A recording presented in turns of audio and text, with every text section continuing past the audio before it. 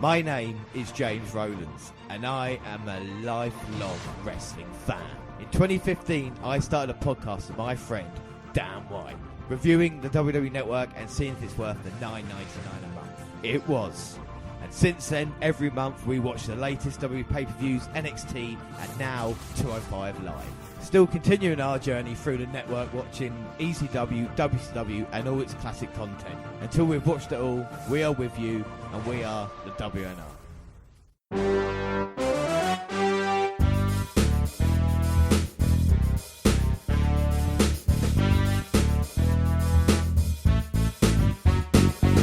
Yes, hello, I am James Rowlands, and as always, I'm joined by... Dan White. And it is 111 today, or 111. And this is the WWE Network review for July. Dan, how's things? Grand. Yes, you're doing well now, aren't you? I mean, the last time we checked up on you, we did the Dan update, the Dan debate. Things weren't going great, but things have picked up recently, haven't they? Yeah, you know, I've started a new job with a new firm. Things are going well with that. And, yes, I just need some sex and it'll be great. Well, I can't promise anything yet done the podcast, mate, alright? But first off, let's start off with a 205 Live catch-up. And the first episode we're going to watch is episode 30, which is the 20th of June, 2017. And how did we start off, Dan? Well, we started off backstage with Akira Tozawa and Rich Swann. With Swann talking about his opportunity against Cruiserweight champion Neville in tonight's main event. Titus O'Neil shows up and wants to recruit Swann to be part of the Titus, with the stipulation that he has to fix his hair so he doesn't look like The Weeknd. Who are The Weeknd? No, it's just a solo singer, Dan. He's just... Yes, Rich opts out and Titus continues his push on Tozawa, offering a contract to join the brand, and even sweetens the deal by offering a towel merchandising perk. Akira isn't interested, and Titus says he's going to give him some time to think about it. So yeah, we move on to our first match, and it's been so long since we've seen him in singles action. I think we're going to just enjoy from the start here. It is Jack Gallagher versus Tony Nese, but a little bit of setup for this, Dan. As the two stars make their way to the ring, they roll footage of last week's show, with Nese verbally attacking Austin Aries after A-Double had announced he'd be taking some time off to figure things out, and Jack Gallagher comes to his aid. Yeah, so Jackie Boy is friends with Double A, and he's going to try and defend his friends. Sorry, A-Double. Double A's Arn Anderson. Double friendship by defending his friendship here against Nese, and look at that Irish whip to the turnbuckle. Jack Gallagher bringing his foot down to defend his position. Oh, Tony Nese charging him still though, and gets double foot stomp to the chest. I don't think there is a wrestler in WWE I'm more excited to watch than Jack Gallagher at this moment in time, and that is a real old school manoeuvre as well. Oh, and he rolled Nese over. I don't think Nese knows what he's doing. Oh, that changes things, doesn't it? The power of Nese. Oh, look, Austin Aries backstage eating a banana, watching... He's holding his nana. He is holding his banana, watching Jack's match versus Tony Nese. And we like Tony Nese here, don't we? I mean, what's his catchphrase? He looks like a heavyweight, but wrestles like a cruiserweight. He is the premier athlete, Tony Nese.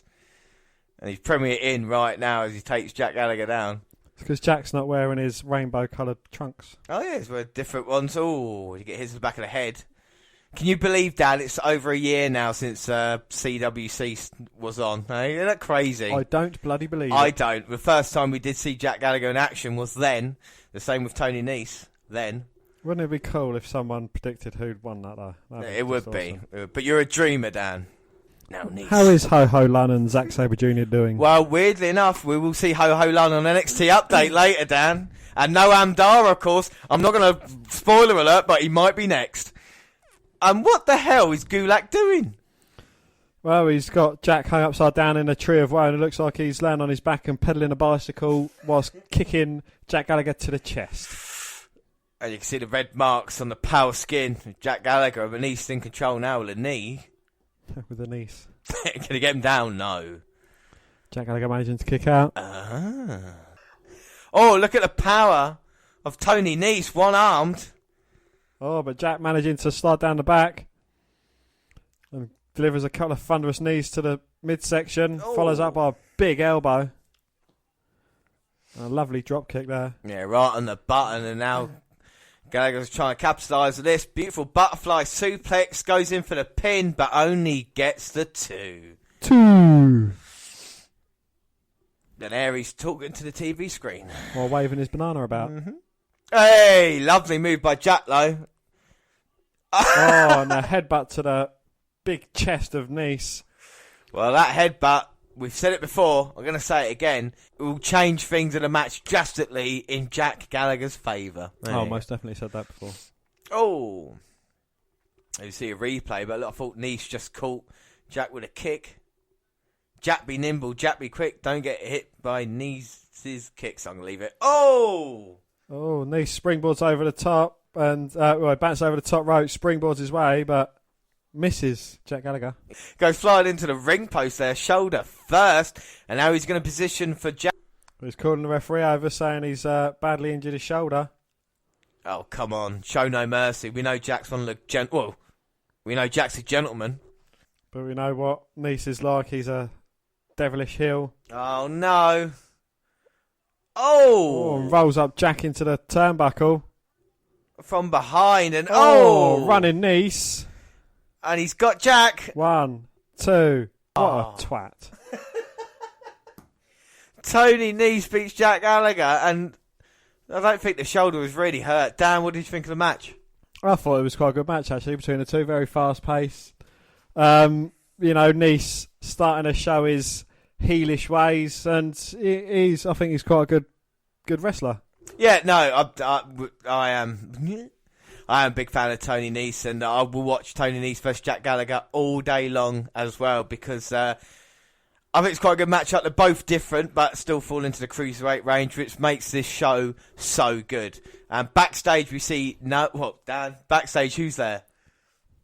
Noam Dar. Yeah, once again with his girlfriend, Alicia Fox.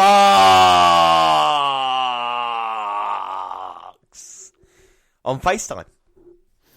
Somehow she's even more annoying via mobile device than she is in person with these sketches. Oh, that's not very nice. Cedric Alexander shows up and says he's sick and tired of having to tell the couple that he's done with them every week, but they won't stay out of his business. Fox is ranting and raving over speakerphone, and Dar tells him to quit 205 Live and never come back.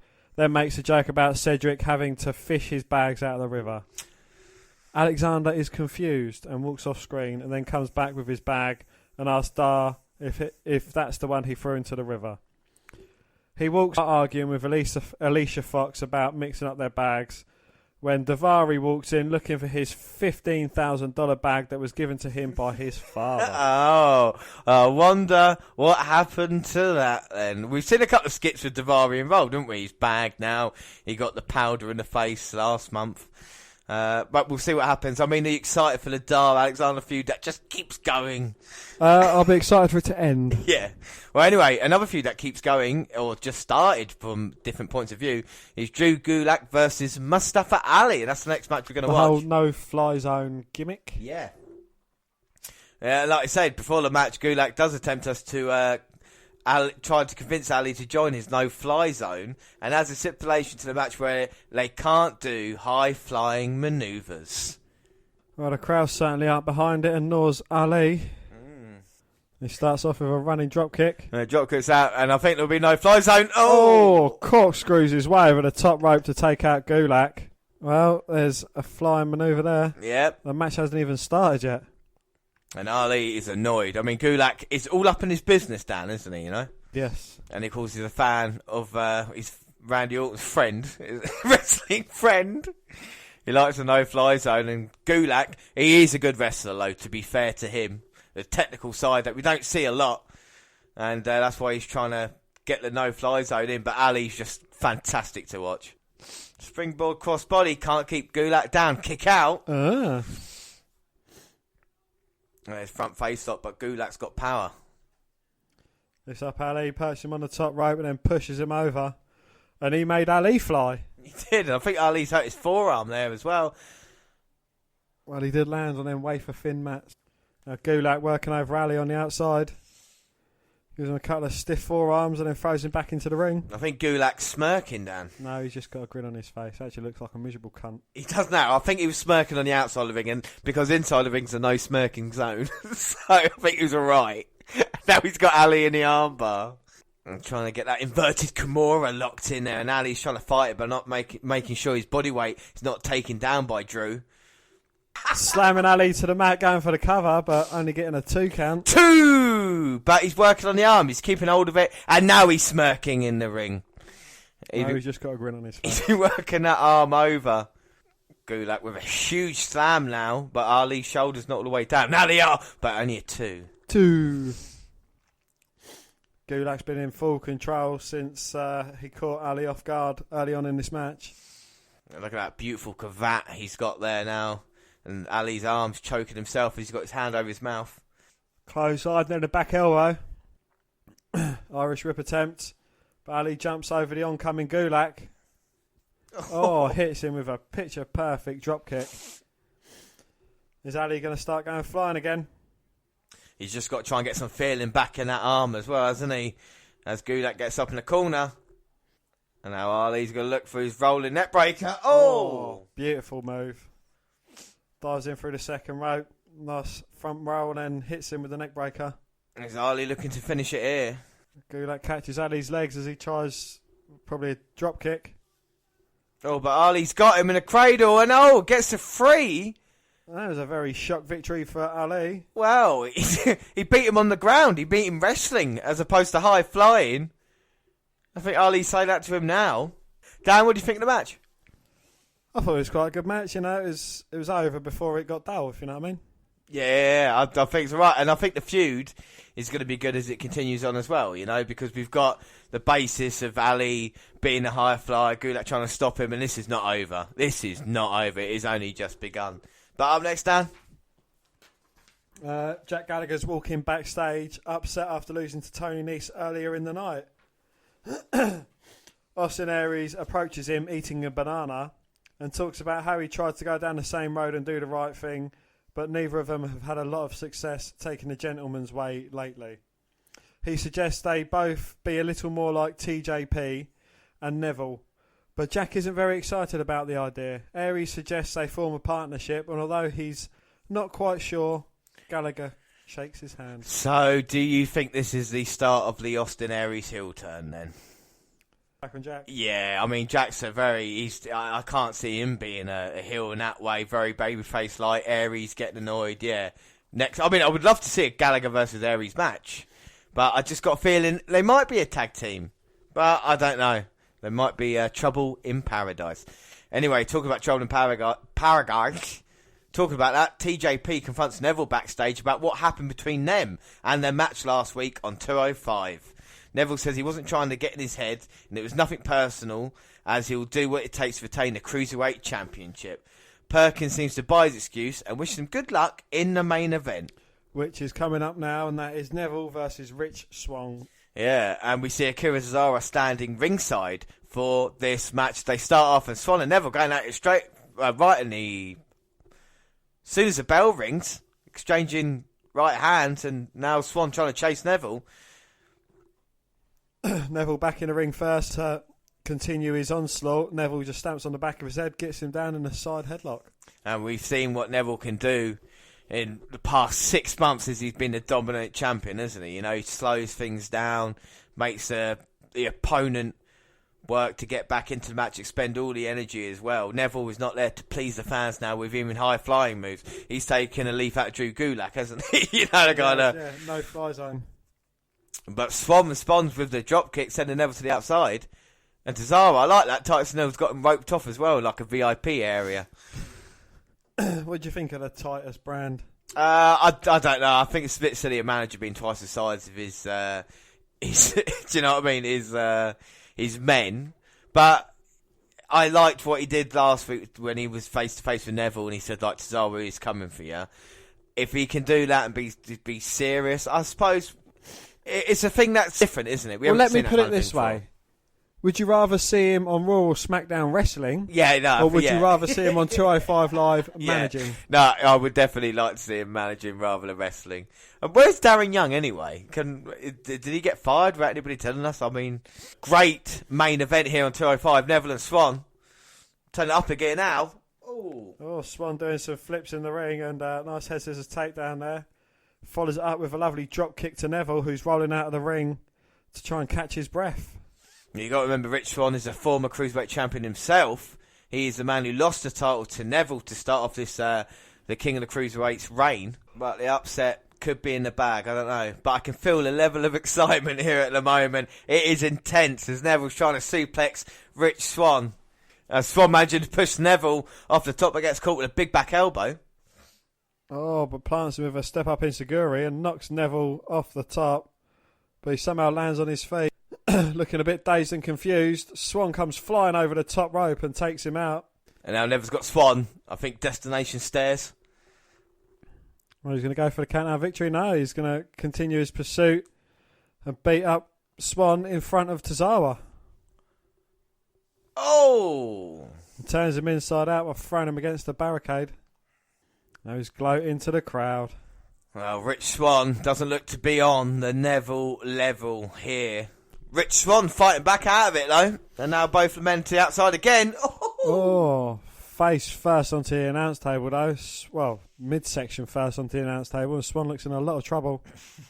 And Tozawa's got the best seat in the house to watch all this punishment. And Neville throwing Swann in. And this is going to be the downfall of Neville, taking his time by sneering and smirking at the crowd. He's not having a cigarette, James. He's just grinning. Well, he's on the top rope, scouting Rich Swann. Here comes Neville. Oh, but Swann ducks down to the mat, tries to get away. Was he blocking or was he just seriously injured?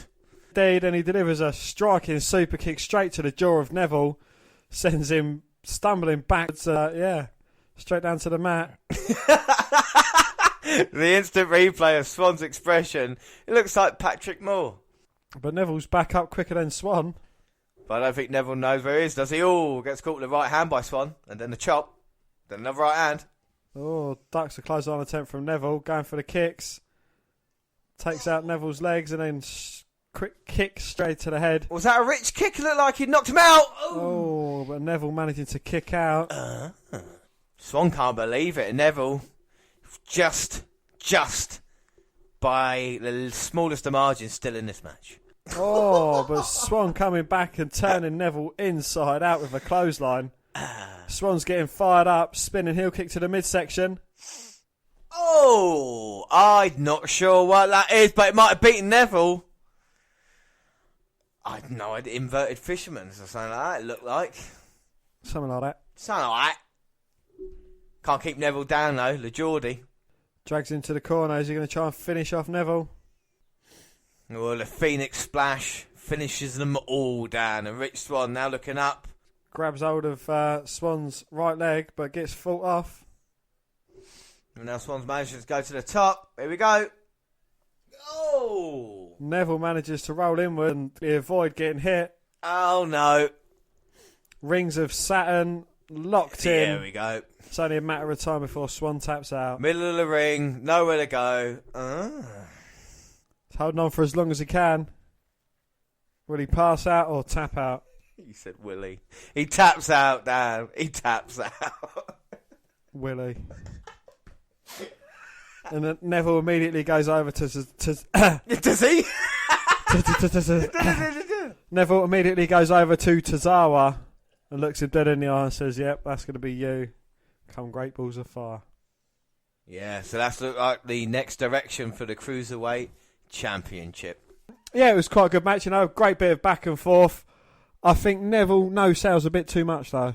He's very quick at recovery. And I know he's supposed to be the king of cruiserweights, but it does make his opponents look very weak if he's getting hit by a big kick or a big close and he's up quicker than his opponent. Yeah, no, I completely agree with you. So he's got to be careful with that. And I think the undefeated streak is going to come to an end soon. Who does that? We don't know. But it'll be interesting to see. Maybe Tozawa, maybe not. But I think it was a good episode 205 Live as we move on to the next one, episode 31, which is June 27th. And how did it start, Dan? We start off with a flashback of Titus Worldwide's announcement of Tozawa versus Neville for Great Balls of Fire. Yeah, so a huge match made. And what do you think of Tozawa's chances versus Neville at Great Balls, Dan? I think he's probably going to be Neville's hardest opponent today. Yeah. You don't want to give too much away, do you? Because your predictions. I know why you're doing it. So anyway, up next we see Corey Graves and Vic Joseph, they're twins of course, inform us we're getting a Neville address. Alexander versus Daivari and Jack Gallagher are in action here tonight. Dasha Fuentes interviews Jack, who will face the Brian Kendrick tonight. Gallagher made a mistake letting his guard down last week against Tony Nese. He won't make that same mistake again against notorious villain Kendrick tonight. Yeah, and Kendrick tonight, it is Kendrick versus Gallagher. I feel like Kendrick tonight. So we see Brian Kendrick coming out as Jack Gallagher. What do you have to say, Dan? He was just taking a mickey out of Jack Gallagher, saying, he's no James Bond, he's no Kingsman, he is a pint-sized version of William Regal. And it looks like Kendrick is starting his next long feud. And this time it's going to be against Gallagher. Yeah, I mean, he says England's an embarrassment and Jack Gallagher's an embarrassment. I mean, serious words there. I think the gentleman is offended, and Kendrick's not only knocking Jack Gallagher down, he's knocking the great nation of England. He is, and I think he's a cunt. Thank you very much. So, yes, Kendrick's come out here and mocked England, said they're embarrassment. You're telling us stuff we already know, Brian, as we start off this match, and hopefully Jack Gallagher can restore some English pride in this match. And, yeah, this could be the start of something very long. But I think the suit, Kendrick, Dan, I don't know what you think about that. And the short hair. Yeah. Well, it must be difficult to wrestle in a suit. So, Kendrick might be a disadvantage, but of course, former Cruiserweight champion. And he's got Jack in a side headlock and screaming at him, "You're an embarrassment!" His own William III, didn't he? He had his own... William had his umbrella. But do you think this is a kind of mockery of the heel that was Kendrick? Yeah, I think he's not going to be that badass anymore, is he? I think that was taken by Neville. Kendrick needs to find himself, doesn't he? So he had the kind of Tozawa student-teacher thing. And now, I think even though it is a student-teacher thing, it's more like, yeah, you're just an embarrassment to the Cruiserweight division and it's my job to do it, and I can still take the piss out myself, that's what Kendrick does. I think it's quite good in that way, we can see him dance or laugh, and I don't take him too seriously anyway. I don't think he's a serious threat to the Cruiserweight title now, No, when he first came into it, I thought he was, but I think Jack's on a bit of a bad, I think he's further away from the title scene than he was a couple of months ago now. I think this feud is not really going to help him, is it? No. Oh, hair's getting a little bit off place now, but still Kendrick in control. No, fighting with the wig-ons. Here comes Kendrick. Oh my God, punch square to the face. Well, it's not doing him any good at the moment, is it? In this match. Jack on the losing end last week to Nese. And this week, looks like he's going to lose to Kendrick. Oh, well, as we say that, he gives some big knees to the midsection of Kendrick, follows it up with a big elbow and a lovely drop kick. Goes for his butterfly suplex, but Kendrick with a backdrop. Well, Kendrick deceptively strong for a cruiserweight. Manages to push Jack away and hits him with a back elbow. But now he's going to use... Oh, my God. It's William the third or fourth that he's going to go and hit a home run with. Oh, ref! Oh, straight to the midsection. Well, at least Jack Gallagher's got a victory. Yeah, oh! But the welt's on his back after these umbrella shots. Well, he's going to town on him with the umbrella. Well, he's broken that one. Now he's going to get the other one. Bending it over Gallagher. Well, he's hitting him. And Jack's in trouble. And Kendrick there making a statement. What do you think, Dan? Well, I think you summed it up correctly. He's certainly making a statement on Jack Gallagher. Looking to get himself back into another feud with, I don't know, arguably one of the highest rated wrestlers on 205. So, it can only be good for Gallagher. Yeah. For Kendrick. Sorry. Yeah, so as long as it doesn't go on too long, I think this could be a good series of matches we see between these two men. But we do move on, and up next, we have a flashback to Mustafa Ali beating Drew Gulak before Dasha talks to Drew. He's glad she showed that clip because it's motivated him to sending the message of safe and sound, feet on the ground. Ali rolls up to ask why Gulak hates high flyers. Is it because it's unsafe, or is it because aerial moves are something Drew just can't do? So for the second week in a row, Mustafa Ali versus Drew Gulak. Yeah, we watched the first match in its entirety. We're just going to watch the end of it here. It's been another back and forth match. I'm not going to say it's exactly the same as last week, but it's basically exactly the same as last week. We'll see who comes out on top of this. Is Gulak now suplexing Ali. Oh, straight into that turnbuckle. Ali looks down and out. 2. Oh. Manages to kick out of that pinning attempt. Lovely DDT there by Ali. Pummeling Gulak. Yeah, he's trying to get some separation, and that tornado DDT is going to help. Can he beat Gulak 2 weeks in a row? Can he basically end this feud right here and right now? Try and get the crowd on his side. Gulak is not smirking this week. But again, I think they're longing out these feuds. It's like this no-fly zone. Yeah, it's gone on for ages, and he's just targeting one wrestler. There's loads of wrestlers that do high-flying moves. As we see Ali there with a Hurricane Runner and nipping himself up. But, I mean, if Gulak can beat Ali in the end, then he might move on to someone else high-flying. But you look at Ali's moveset, he might be the guy who does the most high-flying moves on 205 at the moment. Maybe someone like Grand Metallic, maybe. But if Ali gets beaten by Drew Gulak, will Ali stop doing high-flying moves? He might become part of this kind of no-fly zone corporation. As Ali then hits his beautiful rolling net breaker, but can only get 2. You're getting a bit frustrated, but like these two men know each other so well now. But you got to remember, it's episodic TV, isn't it? So you got to have a storyline every week. You can't just have, the kind of. And with only one match for the title that can have a payoff at a pay-per-view, these other ones just seem to continue for a long time. A long time. At least long. And Ali's got Gulak on the top. Oh. Gulak pushes him off, and now he's perched up on the top. Will he go for a high-flying manoeuvre? Well, Ali said he can't do high-flying moves. And what's this? Oh, he looks to be stepping down, but it's like he's had a thought. His legs are shaking as he perched on the top rope. You can do this, Drew. And the man's contradicting himself. Oh, my God. He's not very safe and steady. Oh, Superfly signal. Oh. And that's why he doesn't go off the top, because he goes for a belly splash and completely misses. Well, very reminiscent of Jimmy Superfly Snooker. Obviously not killing the misses, but missing that splash. 2, 3, and gets rolled up by Ali for the second week in a row. So Gulak tried to play Ali's rules and got beaten, and that makes Gulak look like a complete fucking idiot, Dan. Don't you think? Indeed, yes. A contradictive idiot as well. What do you think of the match? Terrible. But again, it was part of their feud. Yeah. It was entertaining, don't get me wrong. But, Well, it's fair to say a bad match on 205 is like a good match on Raw. Yeah, it is indeed. After this match, in the locker room, we see... No, I'm done. Yeah, and he's trying to apologise to Daivari for throwing his 15k luggage in the water, and he's trying to blame Cedric for it.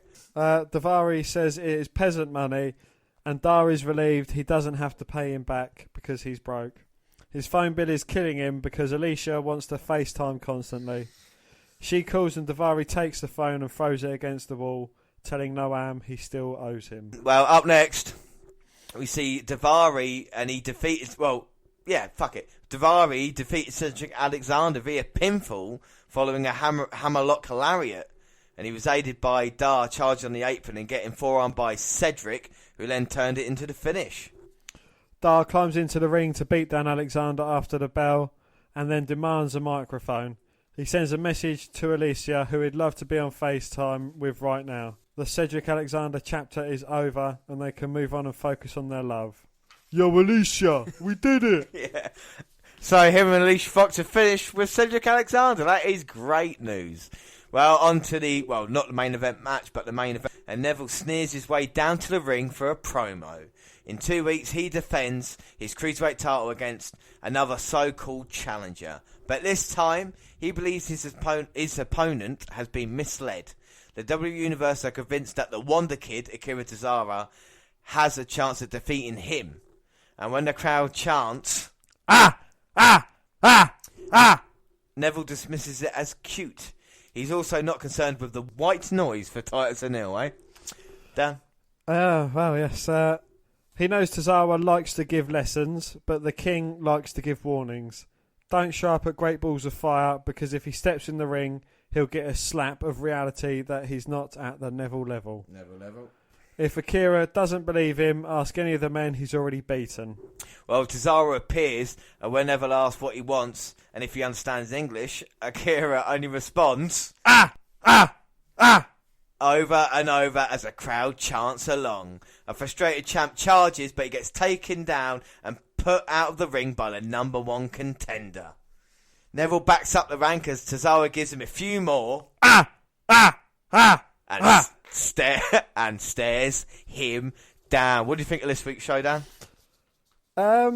It's not been the greatest fortnight of 205 Live, but as you say, 205 Live's still better than a great Raw or SmackDown. Yeah, and we've got one more. It will be the go-home show for Great Balls of Fire as we move on. Third episode of Live, which was the 4th of July, 2017, episode 32. And Dan, how did we start it off? Well, we started off with Titus O'Neil walking backstage, talking to Akira Tozawa on the phone.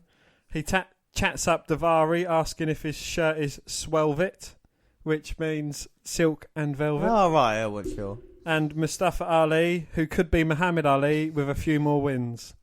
Then tells Tozawa he's heading out to kick off 205 Live. 5 Live off right in Phoenix.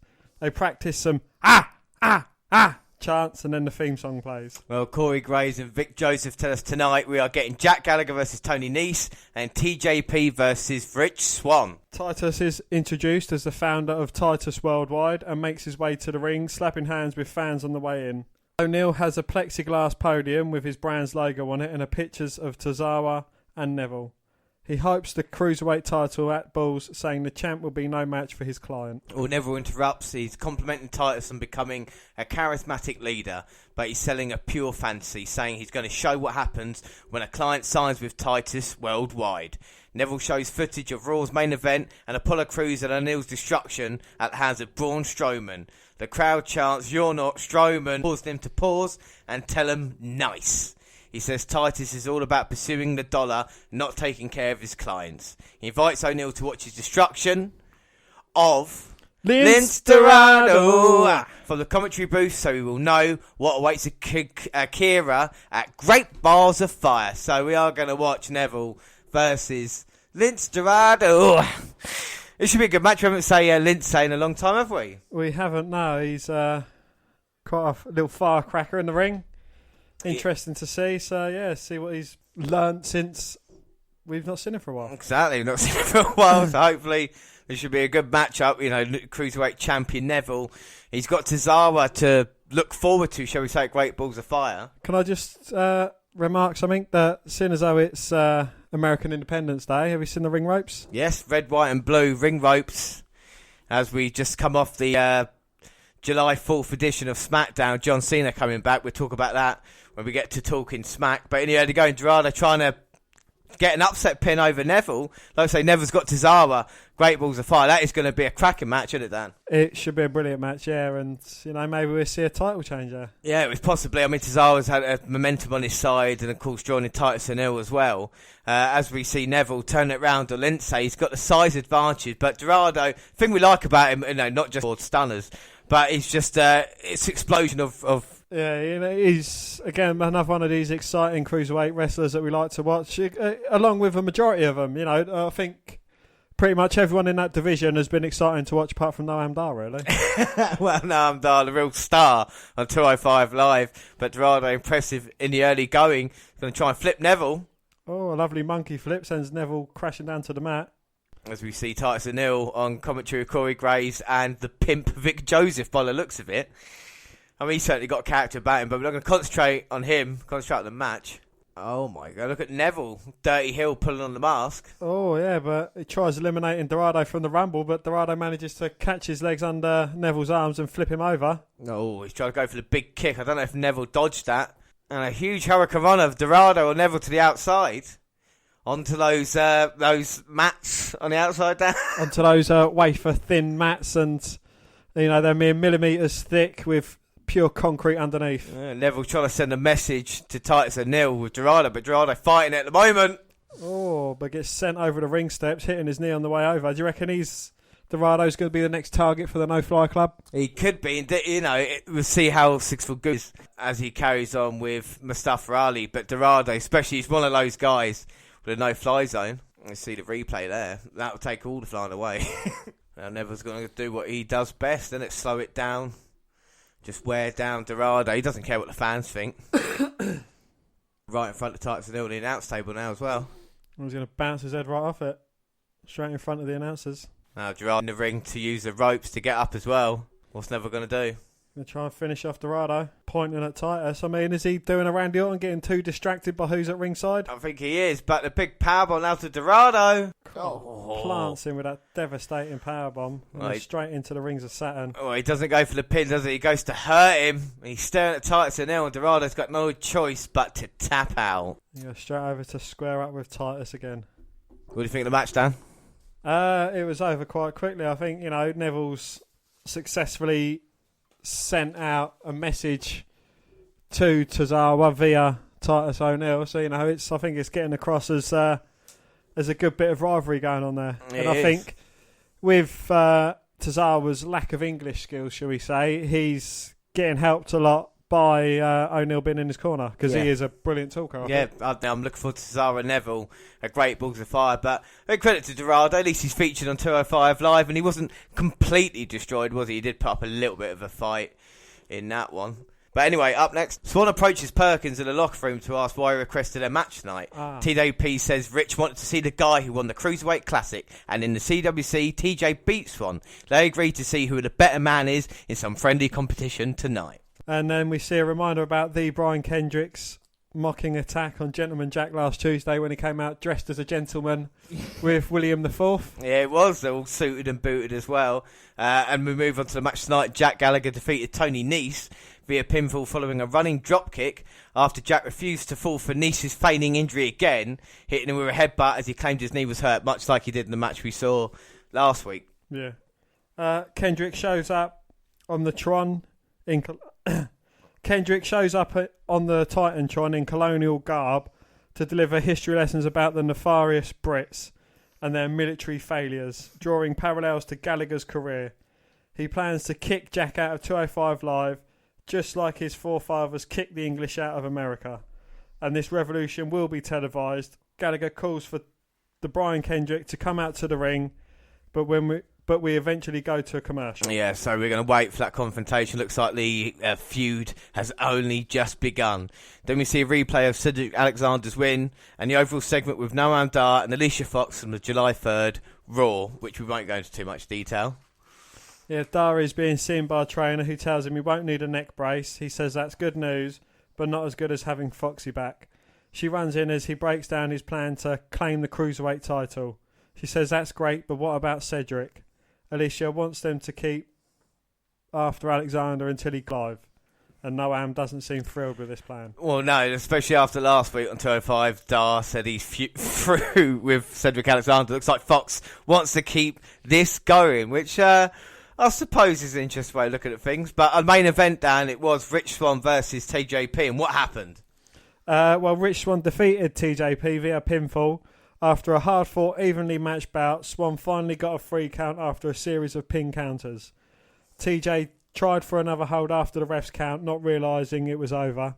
He was frustrated, but accepted Swann's handshake to end the show. Yeah, so we see maybe babyface TJP we're talking about. We're not sure which way he's going to go, is it, But what have you thought of 205 Live these past 3 episodes, Dan? Yeah, they're certainly building towards something, and I think it's going in the right direction still, and I think we've watched every single one of these 32 episodes that they've had, and I don't think I've been disappointed by a single show. No, so it's not been I think the best recent weeks, but it has become more into a form show, hasn't it, rather than anything else. So that was 205 Live. Now we move on to the latest network content, and the WWE Network will be adding 2 new collections to their streaming service. This Monday, July 10th, WWE has released a preview video on their YouTube channel revealing the new collections. And what are they, Dan? The first new playlist, It Theme, and will feature 30 of the talk show segments, spanning from the first in 1984 to the last in 2014. The other collection is titled Razor Ramon, Oozing Machismo, which will feature matches as well. Yeah, I think it's only a good thing, they said there's over 30 collections now, and what I feel, like on the DVDs you get of like a superstar profile, superstar documentary in his matches, I think they do this on the collections, and I think it makes sense, especially Razor Ramon and Piper, them two definitely deserve it, don't they? Yeah, definitely, and I'm sure, with the network, DVD sales are dwindling, so they've got to kind of make it worthwhile getting the network and keeping subscription to it. Without a doubt. Speaking of that, we have new programmes added to the vault. It's old school from 1977. Well, we'll go back and watch that one day. The special show at Madison Square Garden. And, of course, the latest Raw replay and the episode of NXT as well. Along with the added info for the upcoming collections, WWE.com also listed the 10 shows that will be rotated into the new classic content collection. Normally there's nothing to really mention because it's just highlights the classic content that's been added in the last few weeks.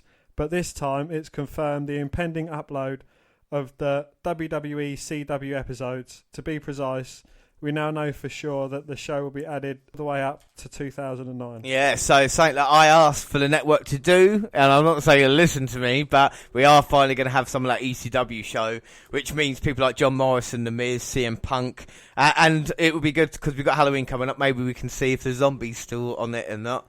To be clear, though, this is merely the latest episode advertised in their 10-show collection, which has 4 slots taken up by the old school events. Shows could easily be added beyond that date, and considering ECW on Sci-Fi was cancelled less than 12, it seems a pointless place to stop, And despite this confirmation of the show being uploaded on July 10th, we'll be sure to update you on the entire run will appear or if it will stop on episode 143. And table for 3, it's ladies' night as 3 former Divas champions, Eva Torres, Maurice and Kelly Kelly, reunite to discuss their careers as Divas, as well as lives after the WWE.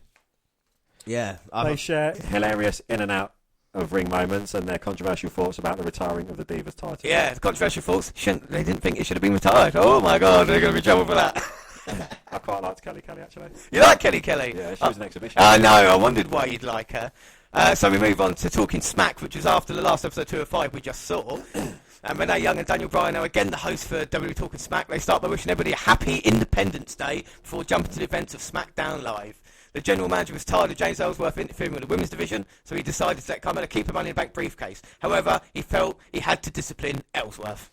By suspending him for 30 days and fining him 10 grand. Is it 10 fucking hell? So there we go. Do you think that's an adequate fine for him getting involved? Yeah, and he said if he returns within the 30 days or anything happens, he shows his face in or around the ring, that Carmella will lose her women's Money in the Bank briefcase. Oh. So she best hope she cashes it in soon, so then she's got nothing to lose. Yeah, exactly. Yeah, then Ellsworth can't cost her anything. But our first guest is Naomi, and they start by admiring the glowing championship that Naomi is carrying. So as we haven't talked about it yet, but no, we discussed it in the car. We discussed it. It doesn't really count. I think I got it on a news item, but yes.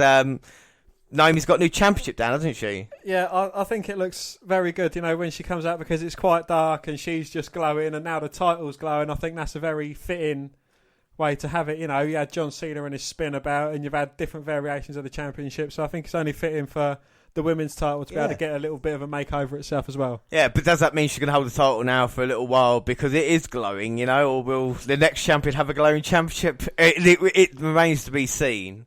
The women's champion believes Ellsworth's punishment is appropriate. Oh, and she is glad that she can always count on Bryan to do his job. Young then reads the tweets that Lana sent out, which helped her to get the rematch on SmackDown. Naomi reveals she was more upset with herself because she gave Lana the room to talk. She believes Lana knows who the real champ is. She just had to show it, and I think she certainly showed it by beating her within 10 seconds. She beat her in 10 seconds, and last week she beat her, but she had her shoulder up, didn't she? So that's why she had the ring. Indeed, yes. Which is appropriate thing if someone's got the shoulder up, haven't they? Then, Well, Randy Orton's had a rematch, and now he's got another rematch coming up in a Punjabi prison. I won't say Randy Orton, but anyway. In regards to the other women in the division, she knows she has to keep her guard up. She's just got a championship to glow, and she's not ready to give it up now. It glows so it feels more like it is her belt. And she also feels like she is more in charge of her division. Naomi knows her room, who will feel like they are better, Charlotte, than her, but she knows that this is not true. Yes, and if she had a choice of who she wants to fight at Battleground, it would be Charlotte. So you mentioned her. The last match she had against Charlotte was interrupted by the welcoming committee. She believes Charlotte is one of the best, so to be the best, you have to beat the best. Woo! But she knows Carmella is waiting for her.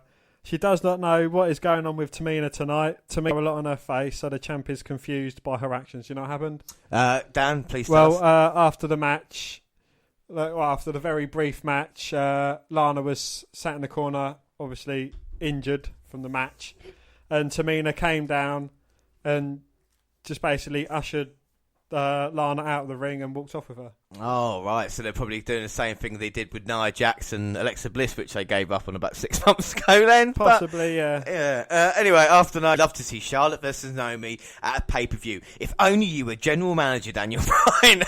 Indeed, yeah. Anyway, he also says he was a little demoralised because the Usos heard his rap lyrics and they decided they did not want him in the rap battle. He even dropped his raps for the WWE Universe.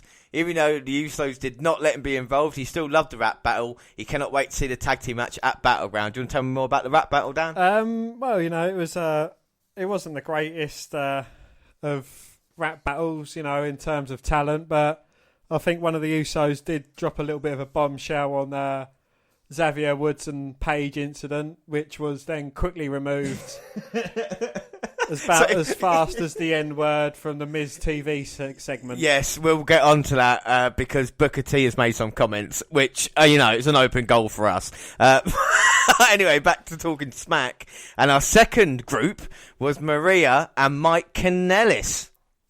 So I think they're a pair of cunts. Okay. You take this one away.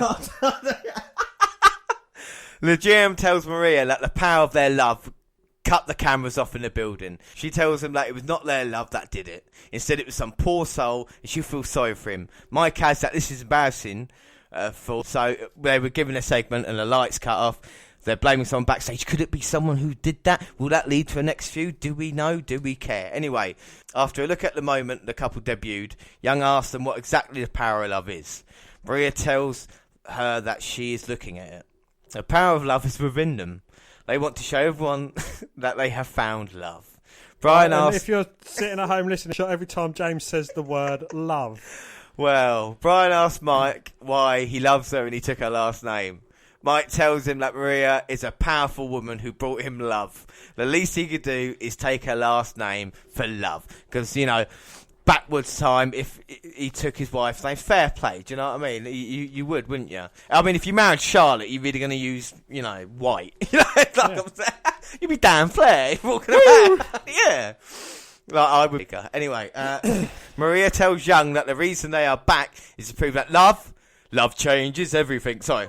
I'd actually be Dan Orton. You'd be Dan Orton. That would work. Anyway. James Roode. Love. Yeah, love. Why does no, anyway. Maria tells Young that the reason they're back is to prove that love conquers all. Mike believes the locker room is evil and needs the love. The returner is the next topic. He will have a match against Rusev at Battleground.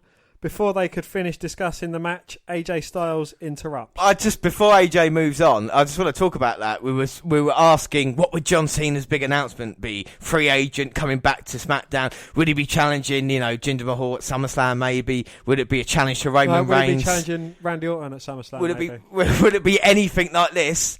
But no, Rusev came back and now it's gone back to 2015 and they're having a feud for a flag match. I mean, come on, WWE, come on. But saying that, John Cena got a fucking good reception when he came back. I know he is an all-American wrestler and it is Independence Day. Maybe the emotions got the better of him, but the fans did give Cena a really good welcome and a big cheer. And this is down to as well how many stars are left like John Cena in the WWE to come back and get a reaction like that, So at the moment it's working for him. It does work at Battleground, but AJ Styles has just joined the desk and what does he believe, Dan? Styles believes wrestling Chad Gable was harder than being in the Battle Royal. Gable threw him around the ring in the beginning of the match. He started to doubt himself when Gable kept tossing him. it made him exhausted for the Battle Royal. And I don't know if you've seen the match, but it was a bloody good match between the two. When I heard Gable Styles, I did watch it, and like I say, it was a cracky little match, wasn't it? You know, it was brilliant, yeah. Anyway, Styles admits that it was a struggle, resting twice in the night in the Battle Royal, whose muscles were tight, but he's able to win because there were many people to focus on. What happened to Battle Royal, Dan? Well, it was Ryder and Mojo.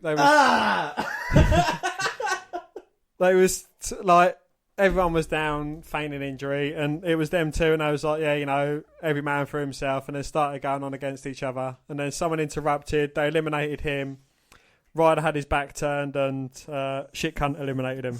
Oh, so Shit Cunt eliminated Ryder. Got that wrong. Anyway, what does Styles feel, Dan? Styles feels the only thing Kevin Owens is better than him at is eating. Brian jokes about having an eating segment on next week's SmackDown. Styles knows he will lose and tells the universe he's not going to because he knows it will not end well for him. So, yeah, I mean, you get me involved in that. Let's see what happens. But anyway, before Talking Smack ends, Brian tells the WWE to get the Wiener Challenge trending so the eating contest could happen. Dan, what do you think of Talking Smack? You know, I think it's starting to be a bit more of a entertaining segment than a serious venting segment. Yes, yeah. I do agree with that. Brian definitely brings more comedy to it as well, doesn't he? We do want to see the seriousness of it. Baby Kevin Owens showing up, and what The Miz brought to the show. But I still think it's great. It's one of those. It's still an enjoyable 20 minutes, isn't it? You know, it is. Yeah, you know, it's not too long to get bored of. So, you know, it's not too bad. Yeah, it's not half bad. So we move on to news. Our favourite segment, or my favourite bit of any month in the WWE. We catch up with this, and there has been, I should say, a shitload of news. So let's get through it. So, as seen below for us, WWE has unveiled a new logo for the Mae Young Classic, Dan. I don't know, kind of like a squared statue. Do you think that's what the statue will be? That the winner will get that trophy? Potentially, yeah.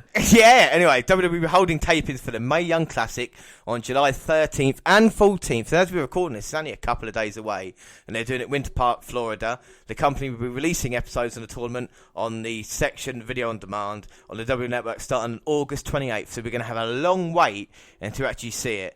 But here's an updated list of the names that have been confirmed for this tournament. Dan, over to you, 'cause you're fantastic with names. Kairi Sane, Bianca Belair, Piper Nevin, Dakota Kai, Tessa Blanchard, Abby Leif, Tainara Conti, Jazzy Gabbert, Kavita Devi, Tony Storm, Princess Shigei, Lacey Evans, Sarah Logan and Vanessa Bourne. So we will have more and more as the tournament is nearly there now.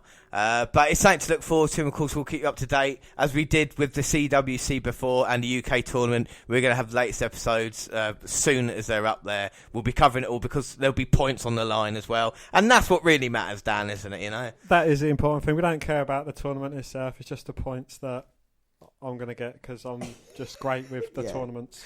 Well, anyway, we'll move on.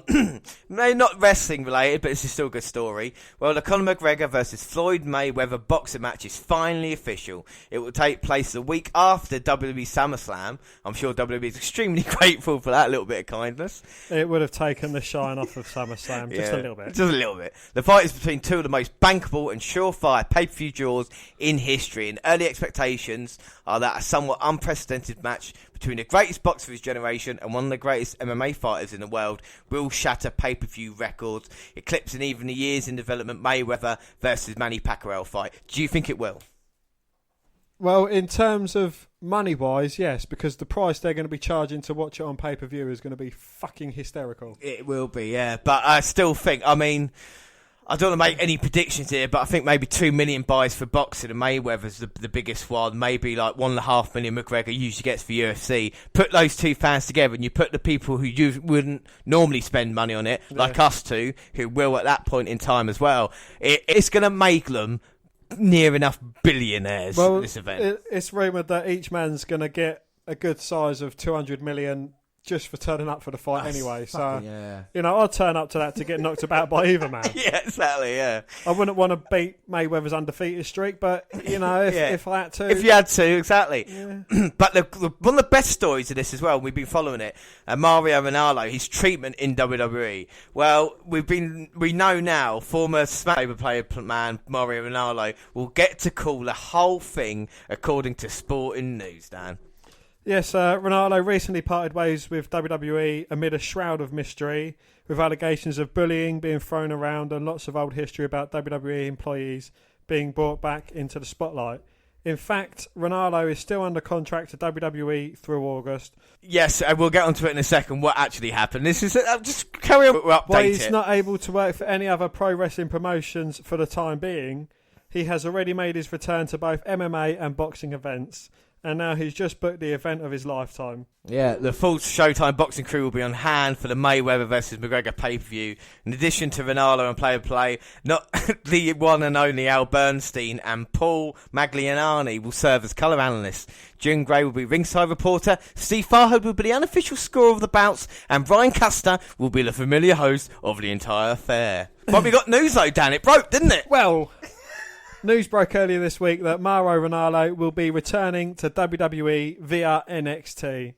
He's not joining the NXT promotion as a wrestler. He's not. To add. Oh, he's not facing Oscar for the title or anything like that. Right. Ranallo, who joined WWE last year, parted ways with the company a few months ago due to having issues with his broadcast partner JBL and Vince McMahon.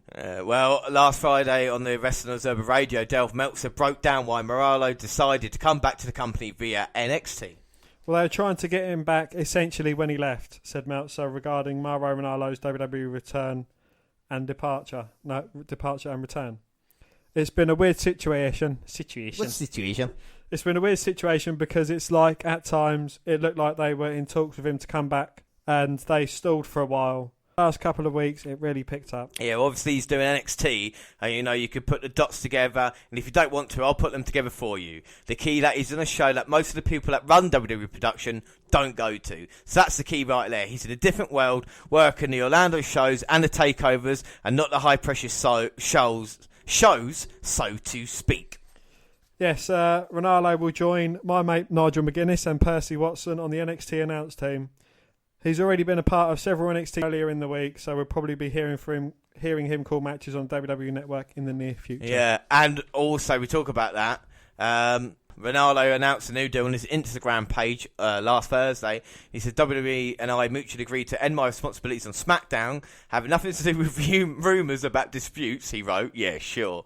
As I remained under contract with WWE, we discussed a variety of options. Despite originally agreeing to part ways, there was always a desire of working together. We have come to terms with a new agreement that benefits both WWE and me, and I'm thrilled to announce I will now be part of the NXT broadcasting team. Can I just say that we cannot confirm nor deny that Vince McMahon may or may not have been standing over his shoulder as he wrote that tweet. You don't put it in, damn it!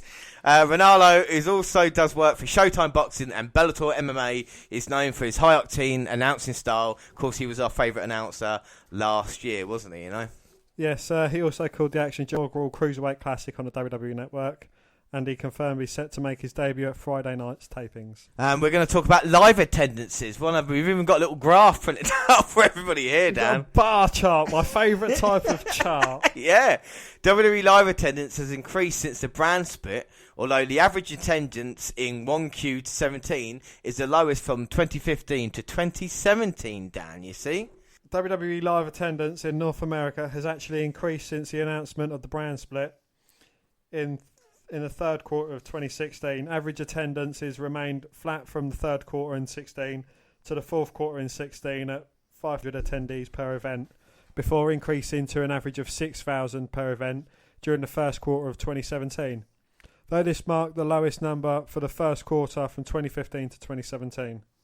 Right, so it's actually improved, but still the number's not great, are they? 5,000 to 6,000 people on an average show, especially when the O2 holds, 15,000? Do you think they're no longer doing the arena still, but it must be like half full now, isn't it?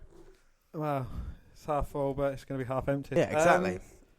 What kind of shows are these, though? Are these just house shows? Are these everything, like from pay-per-views to NXT. Yeah, every live attendance show. So pay-per-views, NXTs, WrestleMania as well. Because NXTs, I'm sure they'll be bringing the average down slightly because they're smaller, more compact arenas, aside from the O2 Arena and but Birmingham, that was a tiny arena. Yeah, but WrestleMania, like last year, had like 100,000 people, so that must bulk it up a little bit as well, Yeah, and, that they are doing shows 4 or 5 nights a week, maybe even more. So, I still think overall their numbers are up, but it's the lowest average. Well, it'll be interesting to see how WWE slows the integration of interpromotional matches and see if it affects those numbers. But there's no doubt that a Reigns versus Cena match remains a top priority of must-see matches in a brand split era. Well, personally, I'd like to see all them fucked off out of it and have AJ Styles versus Nakamura for the whole pay-per-view. For wrestling. That's what you need, yeah. Well, it might be for the US title if, rumours go about. But that's what we're talking about this, and this is what WWE have to decide to do. Wherever they want to, I'm not going to read all that shit. If what they want to do, if they want to put the big interpromotional matches that they've got left, as in Reigns, they can only do it for so long, can't they? And this is WWE's problem these last few years, and this is why I think the attendances are going down. Yeah. Because instead of a WrestleMania where you bring out all the old stars, throughout the rest of the year, you're just seeing the guys who aren't enough when it comes to the big shows anyway. So talk about big shows, we've got upcoming pay-per-views, Dan. Minnesota is still hoping to land WrestleMania someday, but in the meantime, they're going to get their first pay-per-view event in years this October. Since tickets go on sale this Friday, June the 23rd, Target Center in Minnesota announced the details for the 2017 edition of TLC. See your favourite Raw superstars in action. Roman Reigns, Samoa Joe, Seth Rollins, Dean Ambrose, Intercontinental Champion The Miz, Raw Tag Team Champion Sheamus Cesaro, Bray Wyatt, the Hardy Boys, Raw Women's Champion Alexa Bliss, and many more. Talent is subject to change. Yeah, but obviously TLC is going to be a Raw brand show this year after being SmackDown's December pay-per-view in 2016. It's also moved on the calendar too. Does this mean that Team Red's October offering will be a Hell in a Cell show, and does that go to the blue brand instead? We'll see what happens though. Or is there a themed event that will remove the slate? Will we see something new in December? They've got to have another 2 pay-per-views in December, and obviously SmackDown needs one in October, but all Raws now are booked through. But we're going to move on to arrivals now. Yes, WWE announced Thursday that Kavita Devi will become the first Indian woman to compete for the company when she takes part in the upcoming Mae Young Classic tournament.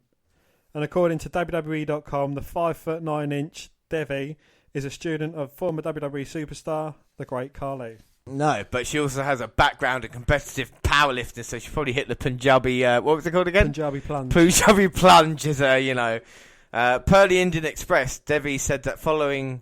She is honoured to be the first Indian woman to compete with WWE in the first ever women's tournament.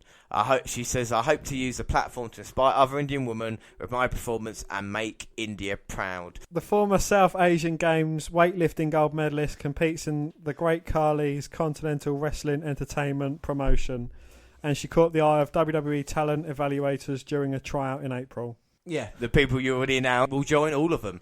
So we move on. And speaking of women, we move to Paige. It's Paige. Paige. Yes, she is back. Dan, it's been too long since we've spoken about her.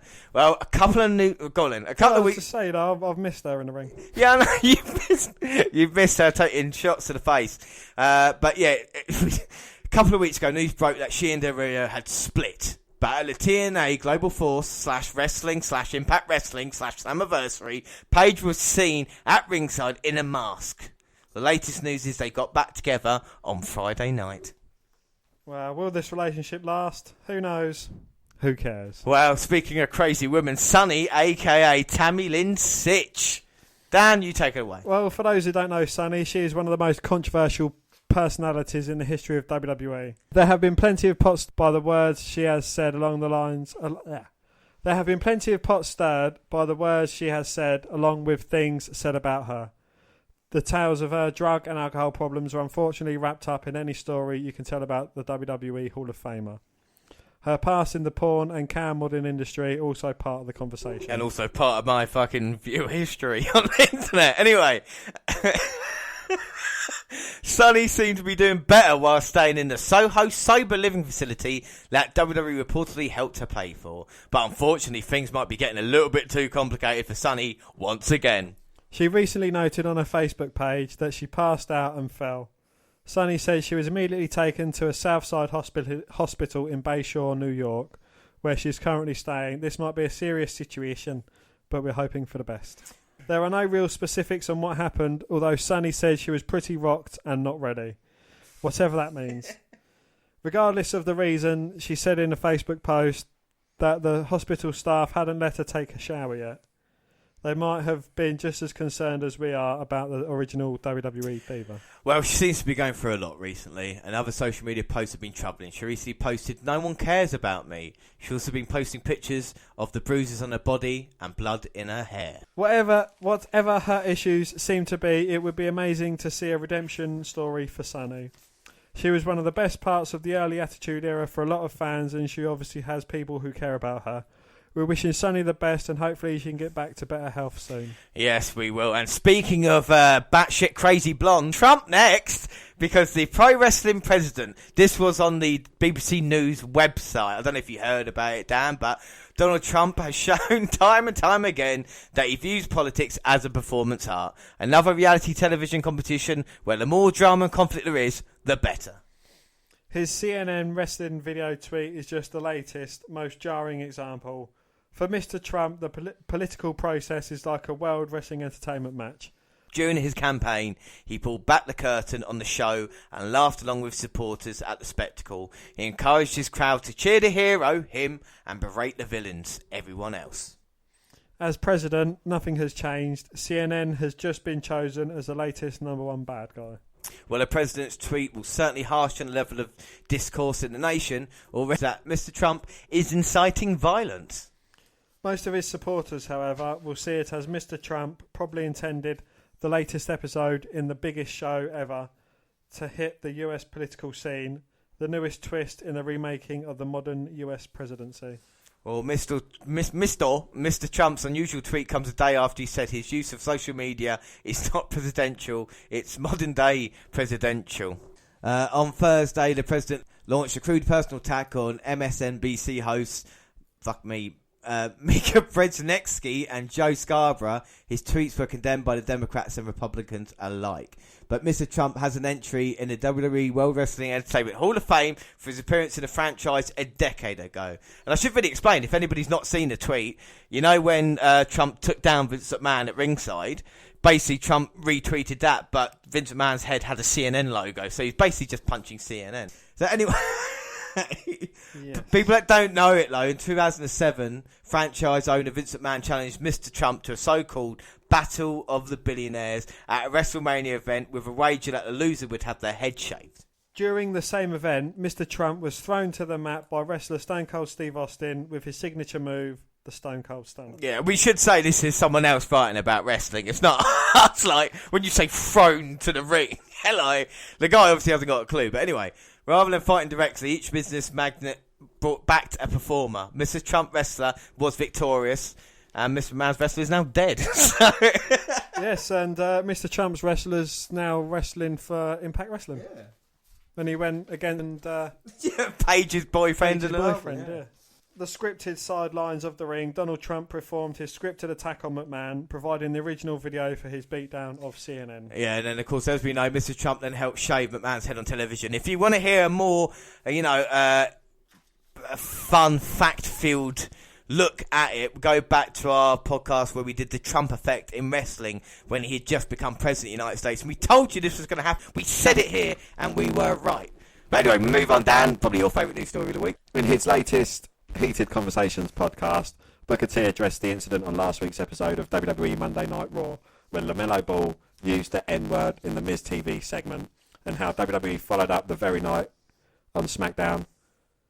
WWE followed up the very night on SmackDown with The New Day alluding to his promo in WCW where he used the N-word during a promo on Hulk Hogan. Well, Booker T said the kid, his name is LaMelo Ball, 15-year-old kid, son of actually the brother of Lonzo Ball, who was drafted for the Los Angeles Lakers, and the father's name is LeVar Ball. He's braggadocious, big time, calls himself the president and CEO of the Baller brand. Booker T to his guest, Kia Awesome Kong Stevens. I don't want to put the Ball family on trial or anything like that. Definitely was a bad situation all in all. Booker then explained his perspective on the N-word and referenced something that former WWE star Sean X-Pac Waltman tweeted about the segment. I agree with you when you say certain people just don't understand and don't know. Just like, Sean Waltman. X-Pac, he's a friend of mine, but he said on Twitter that, he said, you know what I mean? He don't think it's a big deal, said Booker. But like you say, he hasn't walked around for 52 years like myself, being black and being in my skin. You know what I mean? Then you say, on one hand, just for instance, it's a white person, and he's used it as a term of endearment. Hulk Hogan. Then the next minute he's not using it as a term of endearment, then we have a problem. The Hall of Famer then stated he believes the word should be eradicated. It's such a catch-22 situation because here on certain radio stations, they have to bleep it out every 2 seconds on the radio, said Booker. And we as people, if we can't stop saying it, who are we to say when and where someone can say it? Me personally, I think the word should be eradicated. The segment featuring the Ball family was overshadowed in the mainstream by LaMelo dropping the N-word when Dean Ambrose came out, which prompted a surprised look from his brother, to which LaMelo said it again, yelling, "Beat that!" Wait! Yeah. We can't say that. Yeah, we're not Booker having a fucking Booker's not eradicated it yet. No, he hasn't. It was said on live television. Everybody got a chance to hear it. We as people, we got to know how to change our levels. We got to know when to speak this way and when to speak that way. It's cultural. It is something we grew up with. It's something that we have seen throughout our lives being black. It's no secret or anything like that. So let's not sugarcoat it or anything like that. So it's okay for a black person to say the N-word, but it's not alright for a white person to say the N-word. Yes, and there'll be certain words that we can say that they can't. Anybody that's not seen Luke Cage on Netflix, fucking hell, watch that and come back. Anyway, Dan? Later in the episode, they played the segment from last week's WWE SmackDown Live when the New Day came out after the Usos beat the... Sorry, I'm not allowed to say that word either. The Hype Bros. Zack Ryder. That word is banned. Like, no one can say that word. I don't care about the M word. It's the M word I got a problem with. The M word. Yeah, anyway, after the match, Big E got on the mic and shouted, "At Battleground, we coming for you." Before he was interrupted by Xavier Woods, who shouted, "Usos." Clearly dropped his infamous blunder in WCW. If you've never heard anything about that, you should listen to our podcast relating back to it. It is a schoolboy excitement of us finding that. It was unbelievable. But it was the first time Booker had heard the segment, despite hearing all about it after it aired live on the USA Network. But we'll move on from that because, we've had enough. We've got his thoughts on it. Shouldn't have been said. Fair enough. Got latest news. Fresh off my... WWE talk about Tammy Sitch earlier having problems.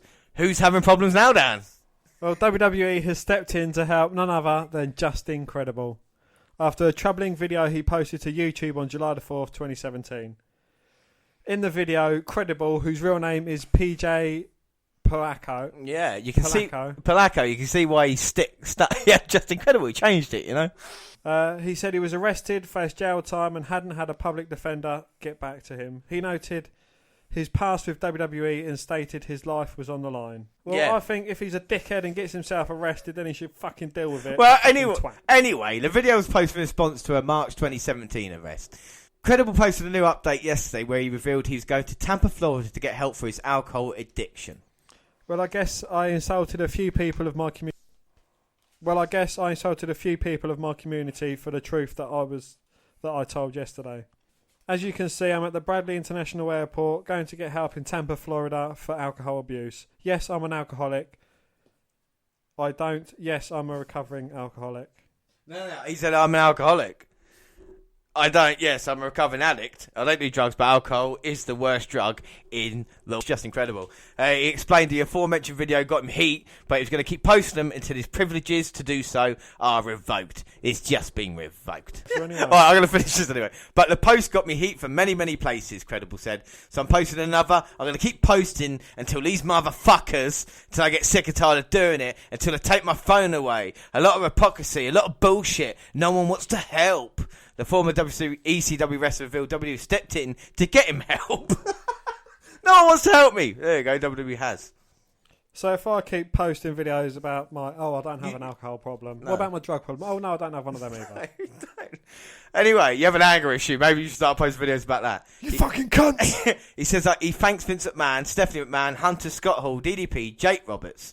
Thanks for helping me, and I'm just waiting for my Uber to get a room to get out of here tomorrow morning. And just want you to know that this bullshit. A lot of what you hear ain't right. Of course, Just Incredible worked for WWE from 1994 to 1997, and again from 2001 to 2003. He returned in June 2016 when the company resurrected ECW. 2006 when ECW was resurrected. Incredible in the independent scene, retiring and unretiring. So, Dan, we've got your thoughts on the Just Incredible thing, but it's nice WWE are helping out. But I've got a question. Sorry, go on. I'll just compare it to something like, when you see these videos on Facebook of someone filming themselves doing something nice for a tramp or something like that. You know, they're just doing it for the public. Oh, aren't WWE nice helping that man out? They didn't give a flying fuck when they sacked him. They didn't give a flying fuck about him after he left the WWE. But now he's got problems. They're like, oh, we can help him out. Let's film ourselves helping him out. I think you're absolutely right. You go back to Stephanie's tweet of saying that charitable work is the best type of publicity as well. You've got to have a look at it. Why are there not like pension schemes in place? Why is there not medical care for the old wrestlers? You know, help like this as well, psychological. Why is they do just get kicked to the curb, you know? But anyway, I've got a question for you, Dan. Who's wrestled most this year? Well, we are just about halfway through the year, and some WWE stars have already proven themselves to be vital assets to the company. These tremendous men and women travel the world and put their bodies on the line every time they step between the ropes in an attempt to entertain the fans. Some people might not consider this work, but if you put your body through just one match, you would quickly realise it's one of the toughest jobs around. Well, in the latest issue of the Wrestling Observer newsletter, it's noted that Sami Zayn currently leads WWE with the most matches. The underdog from the underground is certainly an Iron Man in that regard, and he's already wrestled an astonishing 83 matches so far this year. It's also noted that the top guys on the roster seem to be working less matches because 83 is far from the usual 200 matches a WWE talent usually wrestles in a year to remain on top of the card. After all, Kevin Owens comes in second place with 80 matches, followed by Jinder Mahal with 78. Nia Jax, Sasha Banks, Cesaro, Charlotte, AJ Styles and Carl Anderson are all currently sitting at 77 matches apiece. Twatty Breeze and Sheamus tied with 76 matches each. Yeah, it's Tyler Breeze, you see. 76 matches. He's a wanted star. And when you really think about it, wrestling 83 matches in a 6-month span of time might not seem grueling, but Sammy's still putting himself through the abuse of a WWE match at least once every 2.16 days. Sometimes he doesn't get that kind of break in between encounters either. It is an impressive statistic nonetheless when considering all that goes in between being a WWE superstar on top of just in the ring. An employee or data leak. Latest data leak. Dan? An employee of German security firm Kromtech uncovered an unprotected WWE database containing more than 3 million users' personal information. Hey, it's us! According to a report published Thursday by Forbes. Hang on, before we go on, I should say, we've had so many hacks. Tiscali hack, where I had Sony, where I had an account. WWE now, where I had it. I don't know if I'm lucky. Or not. But anyway. Well, we'll soon see how lucky you are when naked pictures of you appear on the internet. Yeah, exactly, yeah. Without me posting them. Exactly. The data was stored on an Amazon server without any username or password protection. Forbes reported and was accessible to anyone who knew which web address to search. Displayed in easily readable plain text, users' home and email addresses, birth dates, ethnicities, children's age ranges and genders were included in the leak, Forbes said, among other information. Well, although no credit card or password information was included and therefore not at risk, WWE is investigating the vulnerability of a database house on the AWS, which has now been secured, a WWE spokesperson said in a statement. WWE utilises leading cyber security firms Smartronics and to manage the to manage the data infrastructure and cyber security to conduct regular security audits on AWS.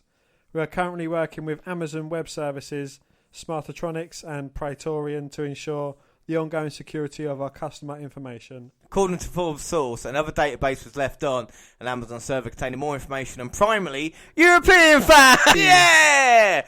And we've already read WWE's statement on that. So we move on. Departures, Dan. And this is a biggie. Yes. WWE announced today, on Friday, they have released Austin Aries.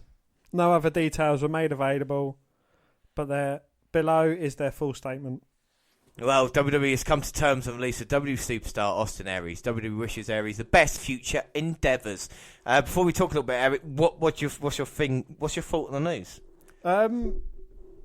Majority of the departures, yeah, I agree with them. But Austin Aries, nah, I don't agree with that. I'm really surprised. You know, I thought he brought something different. I thought he was very entertaining. You know, and I was really shocked. You know, like we say, Aries officially signed with the WWE in January of 2016 and debuted on NXT on the March 2nd episode. He suffered a large orbital socket injury at the hands of Shinsuke fucking Nakamura during an NXT live event last October, which put him out of action for nearly 5 months. He resurfaced on the main roster as a commentator for Cruiserweight matches before making his main roster debut as a Cruiserweight this past March, including his WrestleMania matches and his feud with Neville, which is all good, wasn't it, you know? Oh, yeah, it was brilliant, yeah. If you were to head to WWE.com today... well, that's another news. But so we finish up on Eric. I should have made it. Yeah, and like I say, maybe Neville... The latest news now is Aries did ask for his release because maybe he was annoyed that he didn't win the title off Neville, and they said that we're going to keep you as a cruiserweight. I think Aries could have been used more rather than a cruiserweight as an actual star, don't you? Definitely, yeah. He's certainly got that star factor about him, and as you've seen from TNA where he was before, he done really well. Yeah, and I think we will see Austin Aries back in the GWF, you know. I mean, there's a possibility now. Where else is he going to go? GFW, yeah, where else he's going to go? You know, he might go Ring of Honor, he might, you know, go to NJPW. Anywhere, you know, the world is his oyster. He's certainly a hot asset. He is. You've there. Like me, he's got a hot asset. So we move on, and if you were to head to WWE.com today for a time, who knows how long we'll leave it up, you would be greeted with a big news banner promoting a former rival promoter in pro wrestling, none other than former TNA president Dixie Carter. That leads to a story that features this bit explaining why she'll be on. I thought he was a man.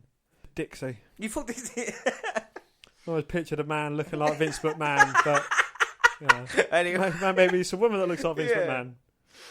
I'm going to Google it.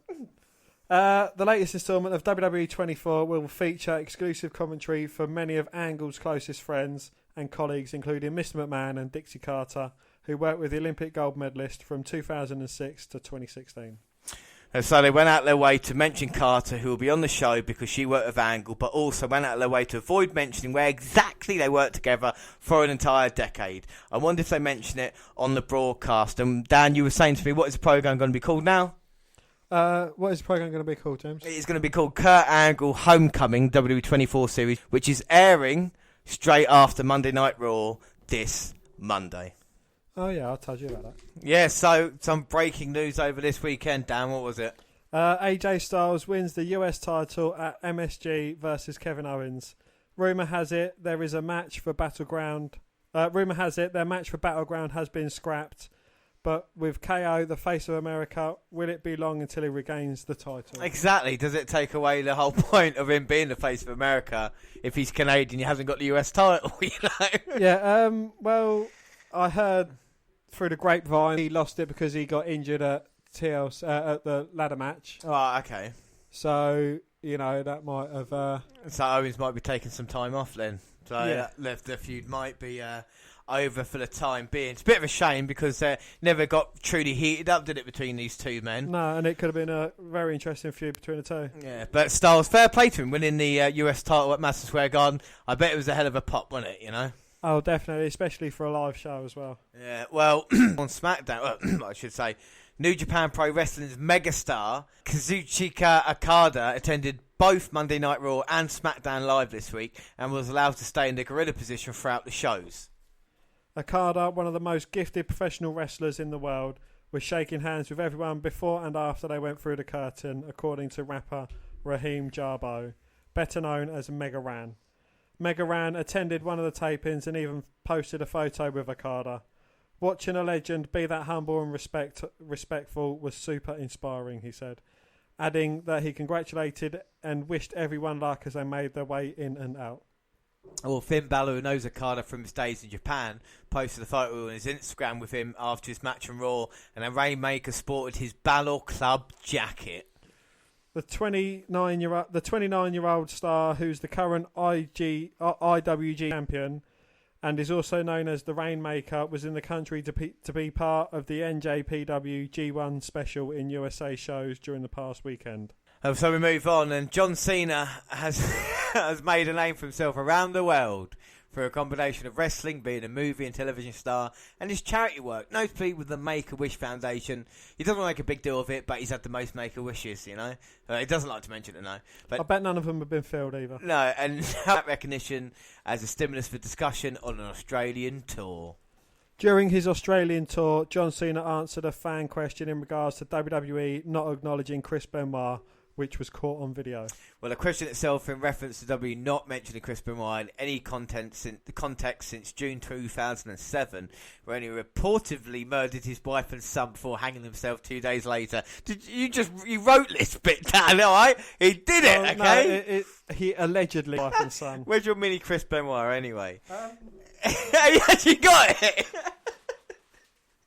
I need some luck in this week's predictions. No! So I have actually brought mini Chris Benoit, who I've just positioned on top of my microphone stand. Oh, God. Well, anybody doesn't know, Dan has got a mini Chris Benoit figure that he has on top of his microphone. He's not had it, like we say, for the past few months. So will it bring you luck?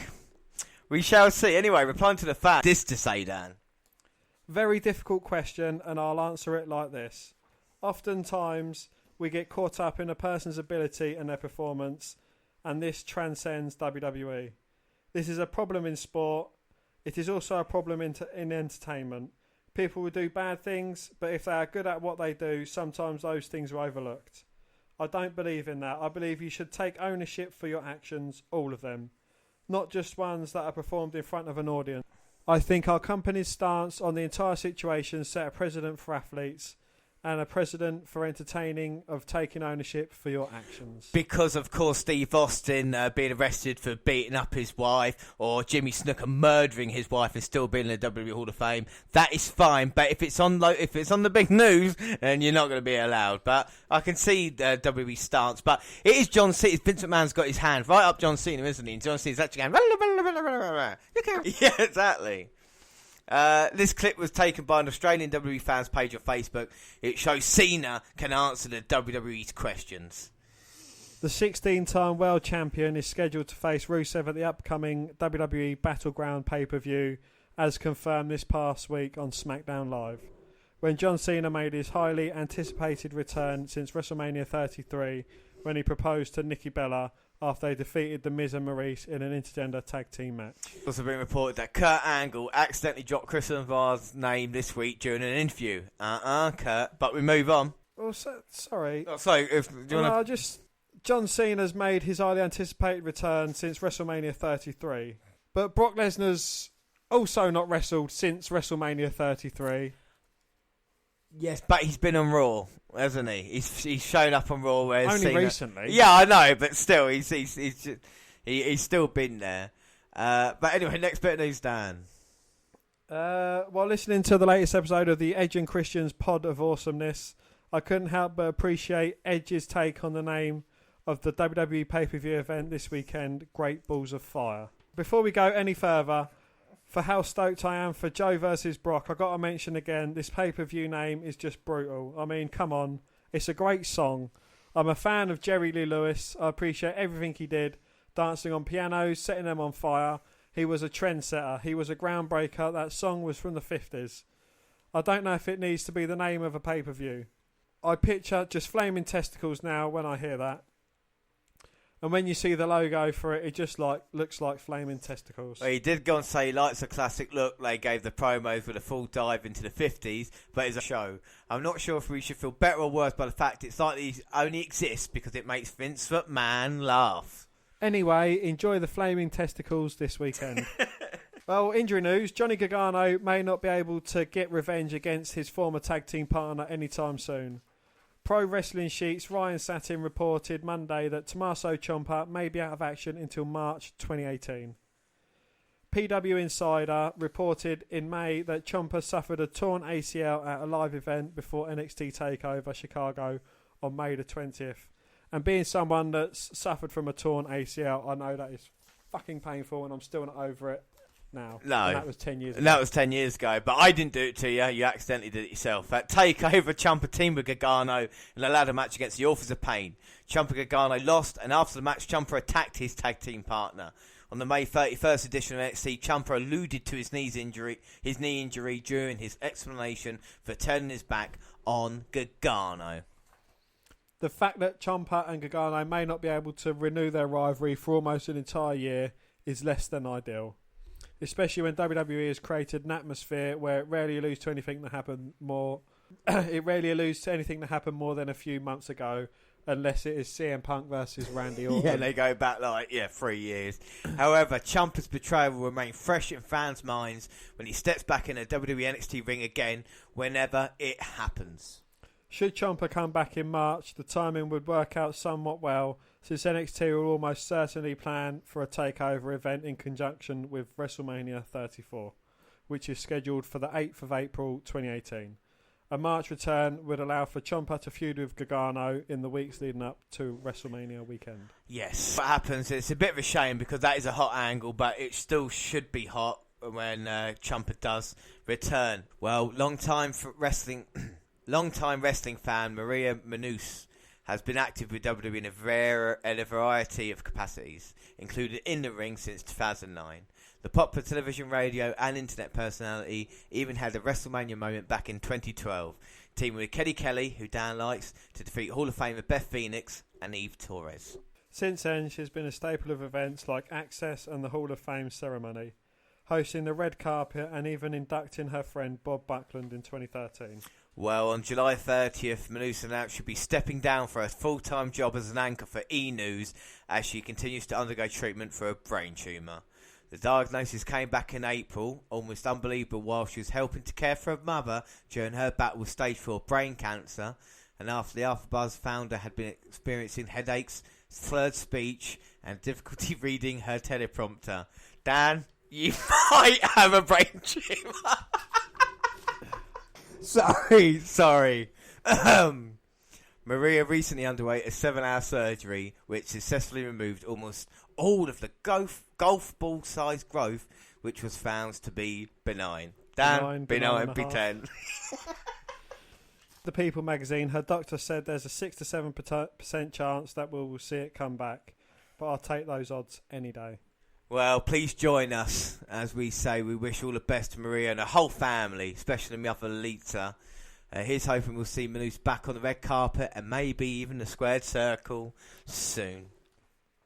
James, you got something to cheer us up, Dan? Next, I have, yes. Deaths. And Smith Hart has left this world. Yeah, after reports a couple of weeks ago, well, our last WNR1 that he was in hospice, he has sadly passed away, and another Hart family is gone. And that is how we end the news this week. Dan, what have you thought of the news this month? There's been a lot of it. Yeah, that's been, isn't there? No, some of it's good, some of it's bad, and some of it's controversial, which, we love on the WNR podcast. We do. It's crazy to think that's just a 3-week span of stuff. We've had to do it early, of course, because just of the timing of things. We'll be back with the WWE Network review again in August, where we're going to look back at everything. Even if something comes on after this cut-off date here in July, we'll go back and look, and we're going to have a lot to catch up on then. But it's not been too bad, so let's move on to something that we do actually can have a laugh about, and that is NXT. So it's NXT Update, Dan, and when does NXT Update start? Now!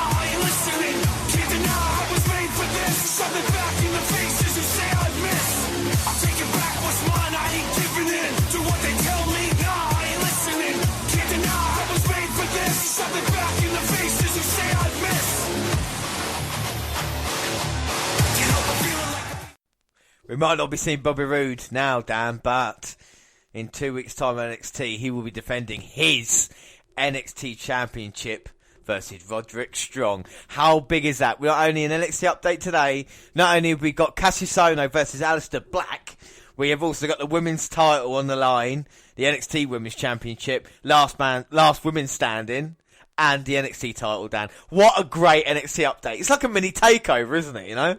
So, yes, it is episode 398. It's June 20th.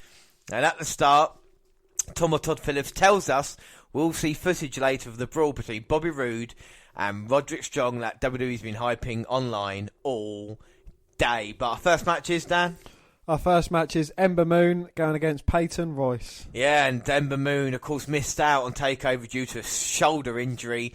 Is she next in line for Asuka's women's title? Going against a woman who has gone up in valuation in my eyes since seeing her live. What do you think? Well, since she twanged her minge on the top rope, I've seen her in a new light. Yeah, I mean, it has been, you know, and they were entertaining, weren't they? So most definitely, yeah. I got to give them that. But it's great to see Ember Moon in this match. Of course, we saw a losing effort against Asuka that everybody's been watching on YouTube, but we're focusing on this and the future towards TakeOver now. It's going to be a huge NXT update. We've got a few cracking matches coming up, and in the early going, Ember Moon throwing Peyton Royce out of the way. Will we see the clips tonight, Dan?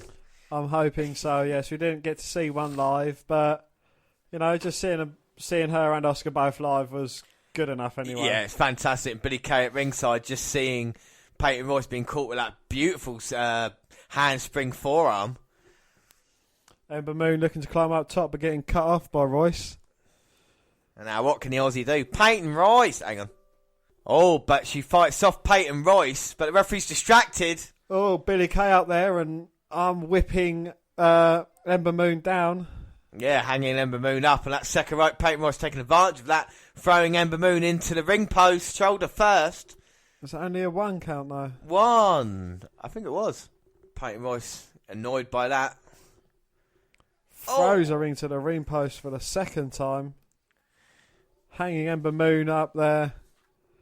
And she's still recovering from that shoulder injury she had before. Yeah, and Peyton Royce is targeting that as we go to another.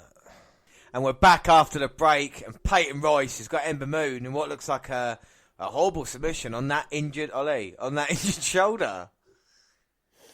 Well, she's certainly targeting the previously injured previously injured shoulder of Ember Moon. And Billy Kay ringside saying, "Great work, Peyton. You keep it up. Punch her in the arm, girl. Punch her in the shoulder. Dingo at my baby." The iconic duo? No, the iconic duo. Oh, and Ember now is grabbing Peyton Royce's arm, trying to get a submission. Rolls her up. Oh, only getting a 2 count though. 2. The dancing ref can't count for 3, and Peyton Royce blocks the forearm. Hits a back only elbow. gets a 2. Ref can't count for 3, and then she hits a forearm. oh my God!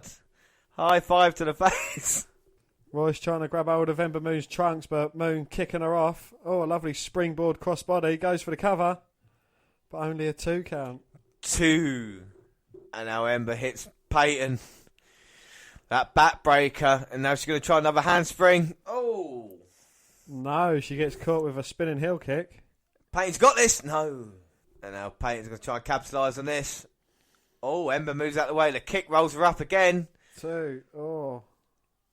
I was right, but Royce managing to kick out. And I think when she got pushed off, landed a bad shoulder, but that's not stopping Ember at the moment. Oh, both women trying to exchange heel kicks, but blocking and outdoing each other, finally resulting in Ember Moon with a nice head scissors takedown. Well, now can Ember capitalise? Hurt shoulder and all. She's going to go to the top. Will we see an eclipse? And Billy Kay again. Oh, come on. Come on, Billy Kay pushing. Peyton Royce pulling it. Peyton Royce out the ring. Oh, crossbody to Billy Kay. And Ember wipes her out. And Peyton's going to try and capitalise now. Throws her back into the ring. Her friend took a hit in the face for her and uh-oh. Oh, crucifix takedown for a pin. Oh, Peyton stops it and turns it into a pin of herself. That's impressive. Oh, only getting a 2 count each though. 2. What's Peyton doing? Let's go up. Oh my God. Lance Moon with like a piggyback reverse stunner. But Ember Moon managing to kick out. She's one tough SOB. Looked like a gory buster that Peyton Royce hit. She's checking on her partner Billy Kay, but I think she's out of the match at the moment. Not that she should have been in the match in the first place. Exactly. And what's Ember doing now? Oh! Using all her momentum to throw Peyton Royce into that second turnbuckle. And I wonder what could happen next. I wonder. Well, we see one of our favourite moves in NXT. We haven't seen it in a while, Dan. Here comes Ember Moon. Yay! Boom! Hits the eclipse that we love so much. Nice sell, Peyton.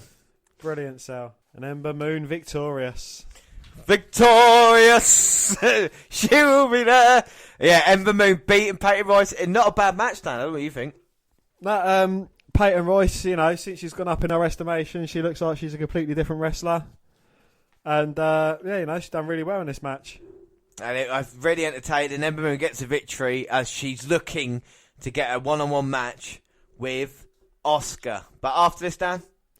After this, Hideo Itami approaches Cassius Ohno while he's stretching backstage.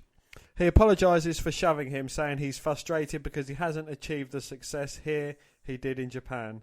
Ohno says he meant it with what he's going through. People expect things of them, and when they don't deliver, Cassius Ohno and Hideo get angry. But they're not done. Cassius is going to the ring tonight to prove they have more left in them. The next match was Sanity, Eric Young and Alexander Wolf, and they defeated the Ely brothers via pinfall, following a leaping neck breaker from the middle rope by Young, delivered by Wolf held Gabriel up. It was a basic squash match. Highlights of last week's brawl between Nikki Cross and Asuka leads to a reminder of the last women standing match next week. Yeah, and Sonya Deville hype video means she's up next. Yes, and she's going against Rachel Evers, a.k.a. Ellering, and she beat her via submission with a seated double wrist lock. Yeah, so it looks like they're going to go forward with Deville. As we see footage from Bobby Roode's photo shoot, the champion is given a photographer advice when Roderick Strong enters with fiancée Marina and new baby in a stroller. Roode sees them and says, if you keep popping those out, you're going to need that double wide sooner than you thought. He also tells Marina to look him up if she wants to get with a real man. At which point Roddy attacks. They're separated pretty quickly and Roode yells he'll give Strong title anytime, anywhere. We lend and they'll face off in the title in 2 weeks. So the main event of our NXT update today will be the Glourious One, Bobby Roode, successfully defending his NXT title against Roderick Strong. But right now, we have a huge main event in itself because we are seeing Cassius Ohno going one-on-one with the undefeated Aleister Black. Dan, this should be a great match, shouldn't it? Yes, and hopefully my guy Black should win. I mean, these two have been, you know, successful baby faces. Ohno, of course, is his second stint in NXT. You know, he didn't beat Bobby Roode, but no one beats Bobby Roode. But I'm a fan of him and going against Aleister Black. It's a different type of match we're seeing, isn't it? It is, yes. Hopefully, you know, these two guys can deliver because they're both great in-ring performers, in my opinion. Yeah, and it's interesting to see the face versus face dynamic. Indeed, yes. Well, especially as the champion doesn't really show his face on TV much. No, just beating up all the unworthy challengers. But, I mean, who do you think's going to play the heel in this match, Dan? Black. I don't know. Ono might be in control of some of the match because he's definitely the bigger man in this, you know. So, and also got the more experience when it comes to NXT. So I think Cassius might get the job done here. But Black's more the live wire. You know, he seems a bit unhinged. Yeah, we still don't know what to fully expect from him as well, as these two men lock up in the early going. Ono does look twice the size of Black in this one. Ono is a big fucker. Not just height-wise, but belly-wise as well. You can see why he got fired for not having the right physique first time round, can't you? Yes, and he's certainly addressed that. Yeah. By putting a t-shirt on. Oh, he tried to crucifix Black, but Black's not going to get caught that easily. But Ono now taking back the advantage and taking Black to the canvas. His way up. Oh, nips himself up, reverses the pressure on the arm. It's been a bit of a stalemate between these two thus far, you know, exchanging arm locks early on. Yeah, a lot of respect. They want to out-wrestle each other rather than taking a shortcut to get there. Be interesting to see who gets the first major advantage. In this match as well, and see who, you know, as they go forward. I think Ono will be looking to just try and show that he belongs, you know, because people might say, oh, he's past it, you know, you don't belong in NXT right now. Black, one of these new up-and-comers as well. It's a huge outcome for either one, you know. Like Ono says, he's had a lot of setbacks, but he wants to go forward in his career. And with Aleister Black, not lost. And we all know Aleister Black, he sits where he wants. He shits where he wants. And he kicks Ono, and this is going to start the strikes, is it? Ono said, I don't mind. Goes for the big Black, catches him, that's side headlock. What do you think of Aleister Black's tattoos? He's certainly got a lot of them. The one on his back is probably the most interesting one, the big face. As they rank versus Orton? I don't know. I think they're in a bit of a different style to what Orton's got. You know, his a more gothic-y type, where Orton's just skulls on his arms. Yeah. Well, Ono went to the outside, and Black used the rope to bounce himself back in the middle of the ring, and he is sitting where he wants in the middle of the ring, asking Ono to come in. And what happened when Bobby Roode tried to approach Black when he was sat in the ring, James? Exactly the same as what happened to Ono. Ono going for the kick, but Black nicked up this time. And now look at these strikes, the forearms and the kicks. Oh, I know, but Black managing to get him off and deliver a few more thunderous blows. But Ono with a big elbow after coming off the ropes. There you go, Black. There's your receipt for what you just done there. As the Black got 10 blows in, Ono had to do one big shot, as you see during the commercial break. Ono, thunderous big boot there, sending him onto his arse. And he's been in control ever since, as he's wearing Black down with the kicks to the face. Black trying to fight out though, punching Ono in the legs, but to no avail. No, they're like tree trunks, aren't they? They are indeed. Snapmare takedown, and he's got Aleister Black's arm locked up. He looks like Bane at the moment with that kind of face. That's Ono taking all the oxygen away, so making sure he can't breathe. I thought he was going to do a Bane impression. Oh, sorry, I could do my Bane impersonation. No, it's completely. And what would that sound like, Dan? I hear you asking me. What would that sound like, James? Once Gotham is burning, then you have my permission tonight. I've got to work on that a little bit. It's been a long time. Anyway. It's been a long time. It's been a while. And Ono trying to get Black down. Back out. Ah. And now what's Cassius doing? Cassius Ono, he's sitting where he wants.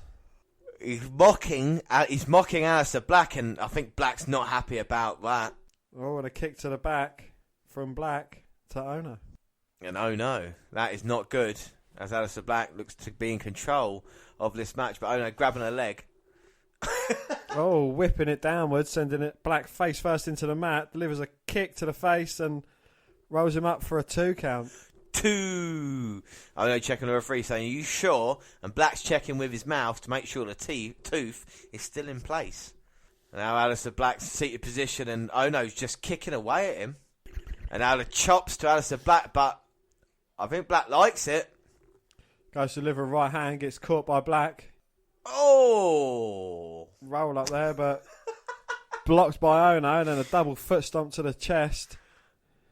Ono's in trouble now. Well, that is something you don't see on Raw and SmackDown every week, and this is what these two guys can bring to the table. Up to the feet. Ono seems to enjoy it.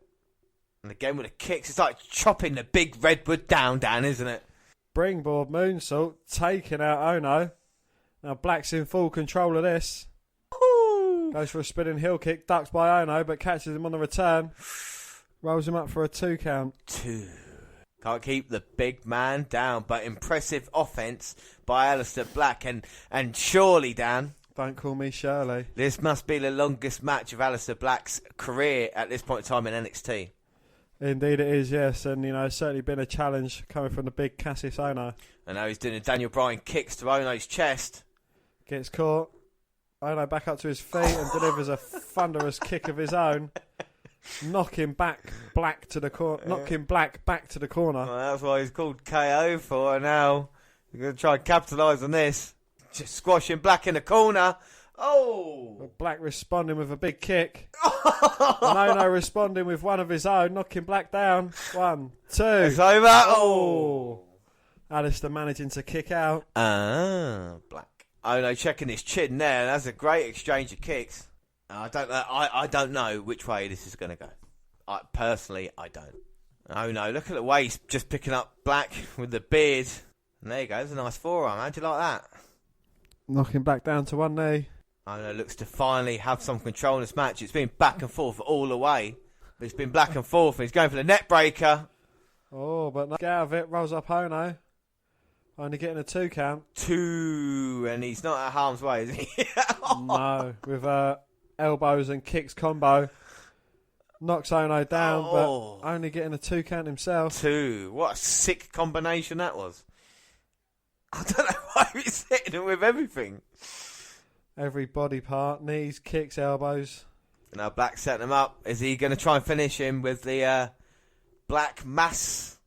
Sounds about right, doesn't it? We wish you a Merry Blackmas. And a happy Ono. Oh no.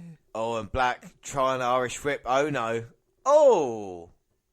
Cassius managing to flip over the rope, catch himself on the apron, responds with a kick of his own, but walks straight into a kick from Black.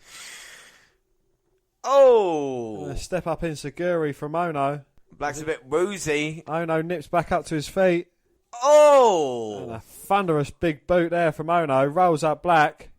He's got him. No! What a great match it's been. I've really enjoyed it. Most definitely, yeah. Something different. You don't really see a lot of strikes, It's more moves based. This feels more like a fucking MMA match. But this has certainly been a heavy hitting match-up between the two guys. He is taking the protection off, and Black's in serious trouble now. Black delivering a big kick and then getting hit with an elbow from Ono.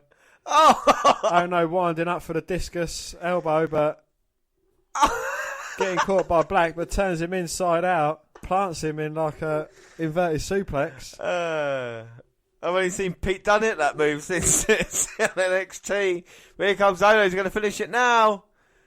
He gets caught with a kick. 1, 2, 3. I think that was a Black Mass kick. Of course, when he did the turnaround, he had so much momentum. Ono got caught, knocked out. But there we go. Aleister Black sits where he wants. Dan, what do you think of the match? It was a bloody good match. A very hard hitting affair between the two. And yeah, good to see Aleister Black still keeping his momentum going. Yeah, I'm very, very impressed. I was. I like the strikes. I think it's one of the best matches we've seen in NXT in a very long time. I think they matched up very well. I think they took a lot of punishment and brilliant exchanges. But not often you see a back and forth match, and this is what they delivered here. No slow submissions. It was just all strikes. And Most Black definitely. got the job done, and of course we know Aleister Black's got a bright future ahead of him. But Cassius Ohno, fair play to him. He did great as well, didn't he? And I hope they both show a big sign of respect between the two of them after the match. Yeah. Well, Black's sitting down. Oh no, it's finished. Because he sits where he wants. So we move on and to the next episode of NXT, which is June 28th, episode 399. And how did the show begin, Dan? The show began with Nigel McGuinness introducing the returning Mauro Ranallo as the newest NXT announcer. Yeah, and as we've talked about on the news section about Ranallo coming back, it's good to see him in NXT. First match, Velveteen Dream. He defeated my man, number 3, Ho Ho Lun. Dan? It was a very basic encounter. Lun has never really got a chance to show what he's got, and tonight was no exception. Dream won with a jackhammer and a top rope elbow, which may be called the Purple Rainmaker. Well, that's what Ronaldo called it anyway. But that might just be hyperbole. Well, Asuka was being driven to the arena and being asked stupid questions. Suddenly, Nikki Cross leapt onto the hood of the car and began screaming at the champ. Asuka screamed at her in Japanese. Since the windows were tinted, I wonder how many cars Cross did that to until she got to the right one. Well, probably Nikki Cross, she was just screaming at cars for the fun of it anyway. Yeah, exactly, yeah. Heavy Machinery were in William Regal's office yelling at the Authors of Pain. The Authors of Pain were just standing there and staring at them. Mr. Regal told them to knock it off and made a title match between AOP and Heavy Machinery for 2 weeks from now. Regal told Paul Ellering to have his boys well prepared for their match. So we move on to our next match. First off, are you excited for Heavy Machinery versus Authors of Pain, Dan? It's going to be a big, heavy clash in it, really. Yeah. Takeover. Hopefully they've got plans for Authors of Pain at Takeover, so who else could challenge for them? Do you know what I mean? There's not really anybody else. No challenges for them at all. No, but we move on to the next match. It's Oni Lorking versus Hideo Itami. This was a rematch from 3 weeks ago. Itami had laid out Lorcan with 3 go-to-sleeps and was in no hurry to make a cover until Cassius Ono broke it up. Yeah, so we're going to see... Well, Oni Lorcan. I tell you what, right, there's only one Oni Lorcan. I think we're going to have like a new award at the end of the year, like the kind of underdog of the year. Oni Lorcan, I'm starting to like him. You know what I mean? Every time I see him, he delivers a good match. Not a bad worker. Let me see what he's going to be like here tonight. The Star Destroyer. And there's only one Oni Lorcan. It was a hard-hitting matchup last time. I'll see what happens now. Wow, and Lorcan certainly didn't wait around. Some big chops. Oh. Laying into Hideo Itami. Well, he hits him with the uppercut as well. And what happened to Itami? His nose has been busted. It looks like he's got blood coming from his nose. It might be internal bleeding. But the ref's putting on the gloves. Oh, here goes the replay. God. Hit him with a thunderous uppercut. And it looks like the ref's actually stopping this match. Yeah, you see the blood on Lone Lord. And look at Tatami saying, bring it on. He still wants it. But that nose is seriously damaged. Well, it's a bit of retribution for Oni Lorcan. I mean, you know, he got 3 go-to-sleeps last week, so 3 weeks ago even. Oh, Tommy wants some, but the doctors are saying at the moment, no. You got to stop the bleeding. Is that up next, Dan? Next week is Roderick Strong challenging Bobby Roode for the NXT Championship on the 400th episode of NXT. We got a pay-per-view quality video package to build the match up. So that will be next week. The Glourious One. Bobby Roode on the 400th episode of NXT defends the NXT title. What a huge moment it's going to be for everybody involved. And up next, well, we're going to try again now, Dan, because Itami's coming out here to try and fight Oni Lorcan. The nose has been sorted out a little bit. You can see he's got cotton wool bunged up there. I think it is. Here we go. We're going to start. Oh, and this time it's Hideo Itami busting out of the corner. Oh my God! Look at these kicks. Completely destroying Oni Lorcan. He is not happy. Hangs Oni Lorcan up on the top rope. Oh, fucking hell. Kick to the face and now he's going up top rope. Oh, vicious knee to the back of Oni Lorcan's head. Speaking of Tommy and Oni, watched Ono and Black from last week. Go, yeah, we could do more on that. I'll see some blood. Yeah, and Itami, the ease of the kicks bouncing off Oni Lorcan's body. Oni Lorcan responds with a big back elbow and then a foot to the face. I'm going to try and rebust that nose open. Oh! But he gets knocked off the top of the turnbuckle there by Hideo Itami, sending him crashing to the wafer thin mats below. Well, I like this as Hideo Itami more than the Hideo Itami that challenged for the NXT title. The kind of attitude that he's got, the cockiness, if it were. You know, I think it's a more exciting Itami, and I think there's a brighter future of him in NXT than there would be for just a bland babyface. He probably would have beaten Bobby Roode as opposed to this Hideo Itami. Yeah, this Hideo Itami looks really, really cool. And now we're back, and Only's trying to exchange shots with Itami. Itami there with some slaps, hits, goes for the elbow, but gets ducked by Lorcan. Bounces off the ropes a couple of times with some big fun. Oh! What's that, a blockbuster type Yeah, it mover? is. And he's got him as he... No! Oh, Hideo Itami managing to kick out. But a victory for Only Lorcan tonight is huge. It would be a great thing to put on his CV that he defeated the guy that created the GTS. You know, Hideo Itami, been around NXT now quite some time. And now Only Lorcan with the uppercut on Itami. The referee saying, no, we've got to check the nose, make sure it's not being busted again. Oh, but Lorcan was caught unaware. Oh, kick to the leg, going to go for the GTS. No, but Only was well scouted for that this time. But then he ran running into the big boot. Gets hung up on the top rope by Itami. Oh! Comes off the top with a big clothesline. No, he's going to go for the pin. Has he got him? Oh, No. Lorcan manages to kick out. Itami's signaling for the end, but Only Lorcan's not having it. Responds with a big forearm, but that's just hyping Hideo Itami up. He tries getting him up for another GTS, but Lorcan again wise to it. Oh, no. Oh, did he land a bit funny on his knee? I think he did, and the referee checking now, and Only say, no, I want to keep fighting, but if it's a serious injury, Lorcan say, no, he's fine. These two have just had no luck, have they? Definitely not. Itami's saying he helped you out. He helped you Trying out. to help you out. Yeah. Oh, he's helping him up, you see? He's got him up now on his shoulders, trying to get him up onto his shoulders and delivers a GTS. Oh. And this time it's just the one, and then he goes for the pin. That is fucking evil. What Itami just did. But impressive. Dan, what do you think of the match? I thought it was a very hard-hitting, thunderous affair. I actually thought someone was going to get injured. And Hideo Itami's still got a bit of blood coming from his nose. But he looks like a killer in this one. And this is the Hideo Itami that everybody wants to see.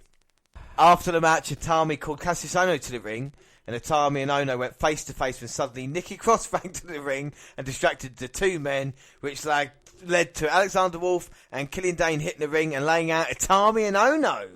Wolf cut a promo saying they are ending all these lies and forced friendships with chaos. Wolf was exuberant, which seemed to irk Dane. Wolf said Eric Young was away on his master plan. It should be noted that they had a commercial for the Great Balls of Fire pay-per-view with one major error. Major error? They show video of Roman Reigns versus Braun Strowman, but the audio of the commercial was for Brock Lesnar versus Samoa Joe. Dan, they made a boo-boo. They made a boo-boo. Hey, boo-boo. Hey, boo-boo. Sanity will face Cassius Ohno and Hideo Itami in a tag match next week. So now it is time. It is the NXT Women's Champion, Asuka, and she's lost in the last women's standard match for the NXT Championship. Dan, are you looking forward to this? I am, yes. This was set up 2 weeks ago when Asuka's winning streak ended when her and Nikki Cross went to a no contest in a triple threat elimination match. I know I'm arguing semantics, but she is undefeated even though she lost her winning streak. Yeah, because she's not lost. But we are going to see Asuka, Nikki Cross this match. It's going to be great. Of course, the women made history this week on WWE programming because, Dan, well, we know why. You watched Monday Night Raw, didn't you? I did indeed, yes. There was a gauntlet match for to determine a new number one contender. Even though Nia Jax was quite strong throughout it.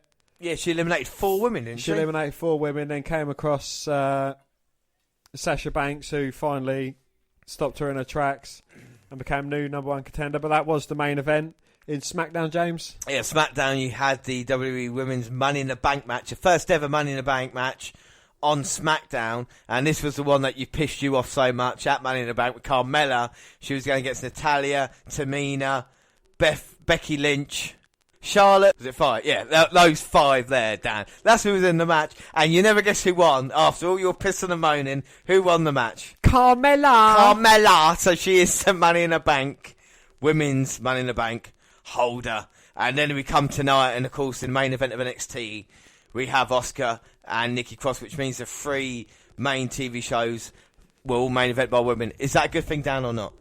I think it's a brilliant thing, especially for women's wrestling. You know, and they all deserve their place in the main event as well. Yes, they do indeed. And in this one, Dan, I mean, we talk about keys to victory because this is a huge match. What does Nikki Cross, because she's basically the underdog going into it. I think for me, for Nikki Cross, yeah, I am going to go Asuka. But Nikki Cross, she has got the advantage at some points because she's put Asuka in situations that no one else has. She can take it to the extreme, as they say. And we don't know what she's capable of. We know she's crazy, but she could do anything, Nikki Cross, and she will do anything to be women's champion. She doesn't care. You see her jumping on cars. You see her jumping from heights, being dumped in places. She enjoys it, you know. And it's Asuka there. She's got to bring... If Asuka brings her best game, she will beat Nikki Cross, but... in a normal match, but with anything that can happen, God knows what could, you know, in this match, anything could happen, as we see Asuka trying to baseball slide outside the ring. Oh, and Nikki Cross tying her up in the advertising on the outside of the outside of the ring. And Nikki Cross loves it, you know, going with the forearms, just trying to rip the nose off the face. Yeah, and she likes punishment. We've seen it. She likes it. She responds to it. Asuka all caught up, nowhere to go. I'd rather fuck her than fight her, though. Oh, indeed. And now Nikki Cross getting the chairs out. She's got 2 out, Dan, and now she's getting a 3rd one. She won't be getting a full float. Oh my God, sorry, I was wrong. Not 5, like, that's crazy. What is she doing? Number 6.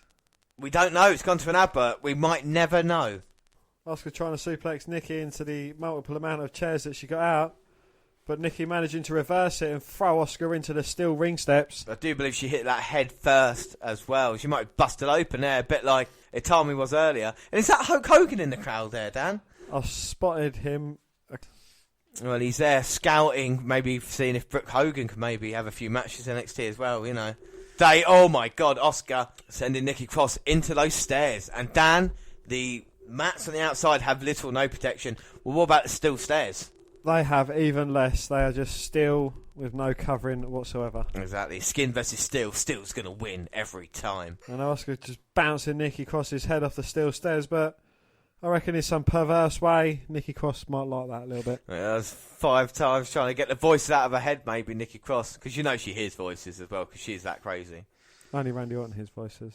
I hear voice. I hear the French one that always wants to kill you. Like, fucking kill you. Don't listen to the voices in my head now. Gosh, no. And Asuka now is going to take out the trash, is she? She's got the can. Oh, straight to the midsection, and then she dumps the bin over Nikki's head. Oh, some brutal kicks. Certainly ringing Nikki's bell. And you can see the indentation of the trash can with the force of those kicks. Nikki's head is stuck in the middle of that. Asuka going to the top.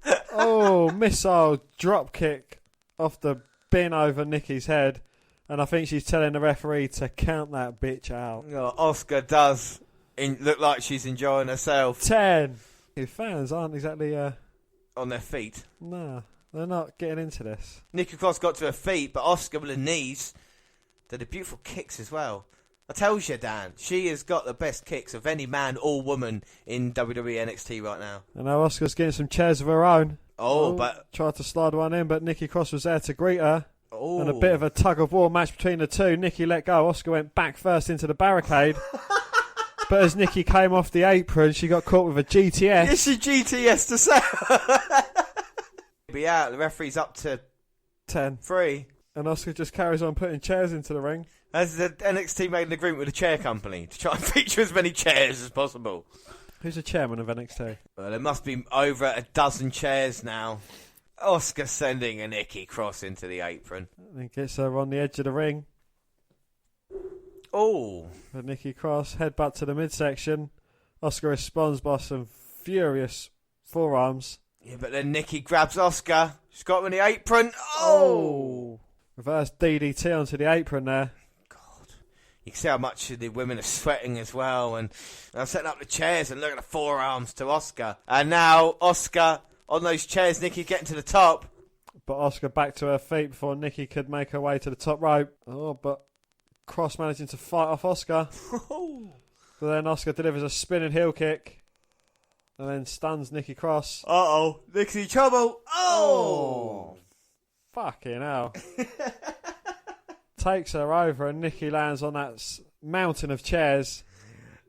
And Asuka loving it, but Nikki, with a back body drop of her own, sending Asuka onto the chairs. Jesus Christ. Well, that's what they do here in NXT. It has been a grueling couple of weeks, hasn't it? The matches we've seen have been vicious. Most definitely. Busted open noses, last women's standing matches, and that's just this episode. Yeah. And don't forget next week, Dan, we've got Bobby Roode's glorious title defense.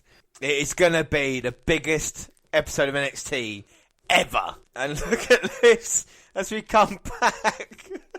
Asuka kicking Cross in the and Cross is just laughing at her. Yeah, she likes it. Well, she's laughing anymore. She got a little bit of a protection there. Oh, goes for a back elbow, but Cross catching her arm. Oh. Taking Asuka down. And now both women have got that fucking devious smile on their face. They're both like crazy bitches. They're both going to kill each other. Asuka trying to hit the kick. Oh. But Cross going low to the midsection. Swinging suplex trying to hit Asuka. Asuka reverses but can't stop the punches to the face. It's like a swinging net breaker there, taking Asuka crashing to the mat. And Nikki Cross is just lying there laughing at her and taunting her. I mean, we talk about rookies of the year, you know. I know she's no rookie, but Nikki Cross has been brilliant since coming in NXT. She's adapted it. We talk about all the Sanity members. She's the one who's adapted it quicker. I mean, she's a little star, and she's doing it at the moment. Well, Fifth. We talked about the net breaker, 5 times. 5 times swinging neck breaker. Give me that fucking championship, you cunt, you. Now she's got the title. Asuka is in serious trouble. Oh, but Asuka manages to kick Nikki as she was running in with the title in her hands. Well, is that the closest Nikki Cross is going to get? She's longing for the title, but Asuka saying, no! Oh! Spinning heel kick to the head, knocking Cross down. Knocking Cross out, and, well, I don't know which way it's going to go. Nikki Cross down at the moment. But certainly not out. Thank you, Dan. Asuka, it's an excellent point as she's trying to recover, but can she beat the count? Can she beat Asuka? Well, to beat the count, Dan, you've got to beat the count. But to beat the count, James, you've got to beat the count. Exactly, but can Asuka... Oh, did Nikki Cross... She lured Asuka in and, sidestepped her, sending her to the apron. Asuka fighting back, and now what's she looking at? Looking at the... No. Not the chairs that are set up outside. She's trying to drag Cross out of the ring. Try to suplex her, Nikki. No! Hanging on. Cross hanging on for dear life.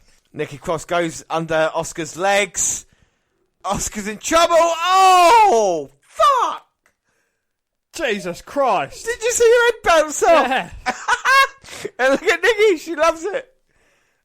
That's it. Asuka's done. That was a sickening bump. And you said Asuka was going to win this. It might be Nikki Cross's title. She's back to her feet. She's laying there. Hey. Now look at the look of disbelief of Nikki Cross. Asuka manages to get up. She is a fucking...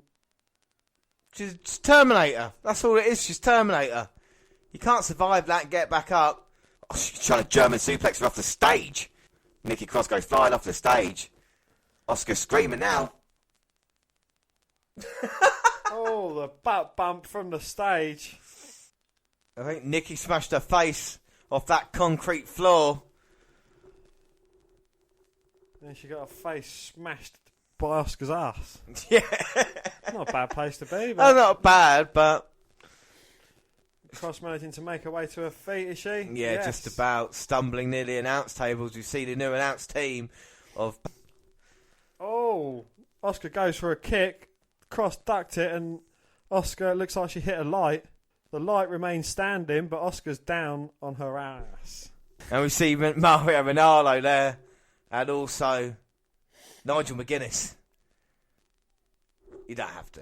Thanks. We see Nikki Cross suplexing Asuka right on the concrete there, right in front of the announce table. Referee's counting. This might be it. Oh! Asuka's up to her feet and fists up, ready for a fight again. Nothing can keep this woman down. I can't believe it. Here comes Nikki Cross. Oh, fucking hell. Big back elbow there. Oh. Cross comes back with a ladder to the midsection of Asuka. So there's a ladder, there's a table, and we've seen chairs in this last man standing match.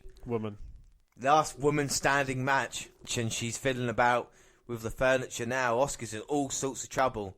This is the worst she's ever looked in NXT. She is severely in trouble. She's going to lose her NXT Championship. She can't pull something out of that magical Asuka undefeated bag. Nikki looks fresh. She looks happy.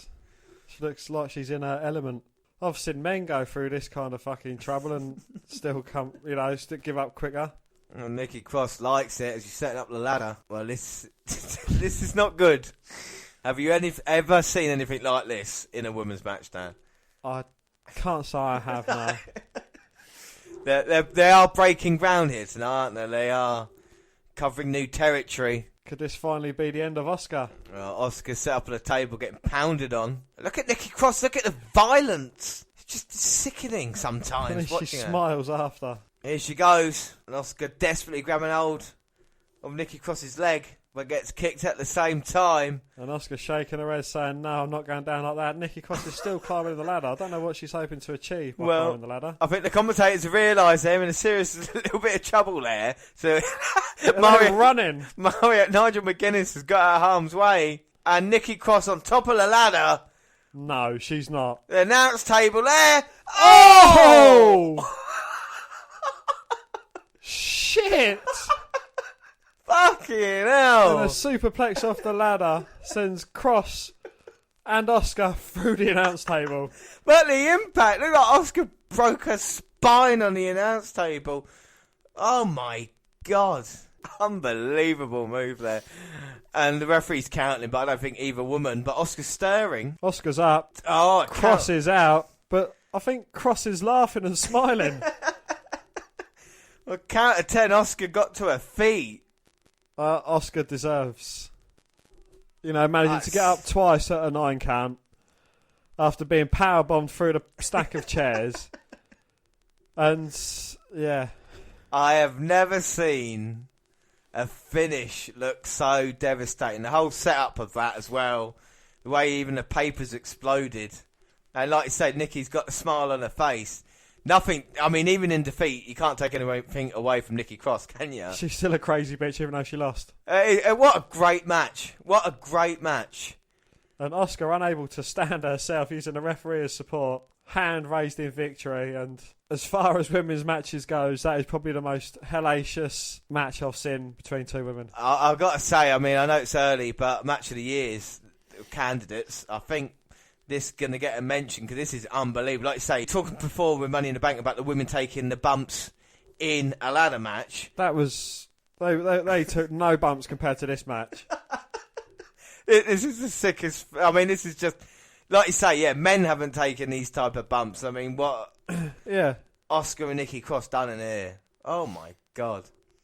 And Asuka, the definition of a true NXT champion, defending her title whenever, wherever... And, coming against all comers. Her victories may have been a bit devious, but you can't take this one away from her, and you can't take anything away from Nikki Cross. No, you can't. And hopefully we're going to see a couple of replays now. Here you go. This is the replay of the powerbomb, where she hits the back of her head. Oh, a head hit right on that steel ramp. And there we go. This is the ending of it now. Look at Asuka bouncing off. Jesus Christ. That is unbelievable. Fucking hell. Asuka doesn't have to do that, She's been champion. She's the longest reigning WWE champion, NXT champion in history, and yet she's putting out these type of performances as well. I just hope, Dan, she doesn't go up to SmackDown and Raw and then they fucking ruin the character. Do you know what I mean? Because this Asuka here, this is something special. I'd like to see Asuka relinquish that title and just say, look, there's no competitors. I'll leave it here. I'm going up to SmackDown because she was to be moving up. I think she made a couple of appearances on SmackDown. Yeah, she's actually been working the SmackDown house shows. Yeah, getting the victories piling up there as well. So it is a possibility, and I think that would be best. I think they are working towards the Ember Moon Asuka match. As we see there, like Asuka and Nikki Cross have that look at each other, like kind of new respect, newfound respect. Most definitely, yeah. And we've said all along that Ember Moon's her greatest competitor, but you can't fucking write Nikki Cross No, out. you really can't. And I think if you compare 205 to NXT, with the past 2 episodes that we've seen, NXT's kind of blown out of the water, isn't it, you know? Most definitely, yeah. Anyway, we move on to Bobby Roode's glorious NXT title defence. Oh, Dan, here we go. It is NXT. It's episode 400, the biggest episode in NXT history, you know? And do you know why it is, Dan? Do you know why? Why, James? Because the glorious NXT champion Bobby Roode defends his title in the main event here tonight. And we open up with a preview video of my Bobby Roode versus Roderick Strong. And that will be our title main event. Sorry, I just got bored of Bobby Roode there. Well, we're going to have the entire... Is this his first defence since he... NXT event? Yeah, since May, yeah. It's a couple of months. Come on. So it's more often than Brock Lesnar. Exactly, more often than Brock Lesnar. And we see footage of Roderick Strong arriving at the Full Sail with his fiancée. His fiancée's a young child. What? No, with his fiancée and other family members. And they are going to be really upset tonight. But we're going to move on to our first match, Dan, which is... Well, we start off the action with Cassius Ohno and Hideo Itami versus Sanity, Alexander Wolf and Killian Dane. Yes, Big Dane is going to be put in a situation here tonight. Going to have a lock-up. We see Cassius Ohno a couple of weeks ago losing to Aleister Black in a really hard-hitting match. And, of course, Hideo Itami, as you were wearing your Aleister Black T-shirt. Aleister Black T-shirt. And Aleister Black, of course, beating Cassius Ohno. Itami beating up Oney Lorcan last week in a really good couple of matches, actually, between the two. Very brutal couple of matches, which we see Hideo Itami get his nose busted wide open. But, of course, Sanity coming out afterwards and attacking Itami and Ohno. And these two have had a good friendship, maybe getting their frustration right out now on Alexander Wolf. And Itami, you liking Itami, this kind of new look he's got him? I do like Itami, yeah. You know, I've liked Itami for a while. And if anyone can replace Nakamura in NXT, I think Itami's the man to do it. Why would he be replacing Nakamura for? Because it's his style, you know. He's not too far off the Nakamura kind of style, and I like his GTS. Yeah. No, of course, the originator of the GTS, probably one of the most dangerous finishing moves ever, as Alexander Wolf versus the Irish Whip on Itami. But Itami catches him with a boot to the face. Oh. Hangs him up on the top rope in a very unique fashion. Killian Dane comes to stick his nose in, but he gets a big boot, which gives Wolf the time to recover and hang Itami up on the top rope, and now he tags in the big man, Killian Dane. Big man. So we're back from the break. Itami, ooh. Oh, big smash in the corner for Itami, and Itami definitely needs to get a tag to Cassius Ohno. But the thing is now with the tag team division, we've got Authors of Pain versus Heavy Machinery coming up next week. Does the winner of this match maybe become number one contender, or has a good case to say they deserve a chance? You know. Oh, they certainly do. Yes. I'm thinking it's going to be. I don't know. I'm not too keen on throwing together tag teams, but Cassius Ohno and Hideo Itami, I think this is the best move for them too. Yeah, to form a bit of a bond and try and at least challenge for the tag team titles. They seem like legitimate winners.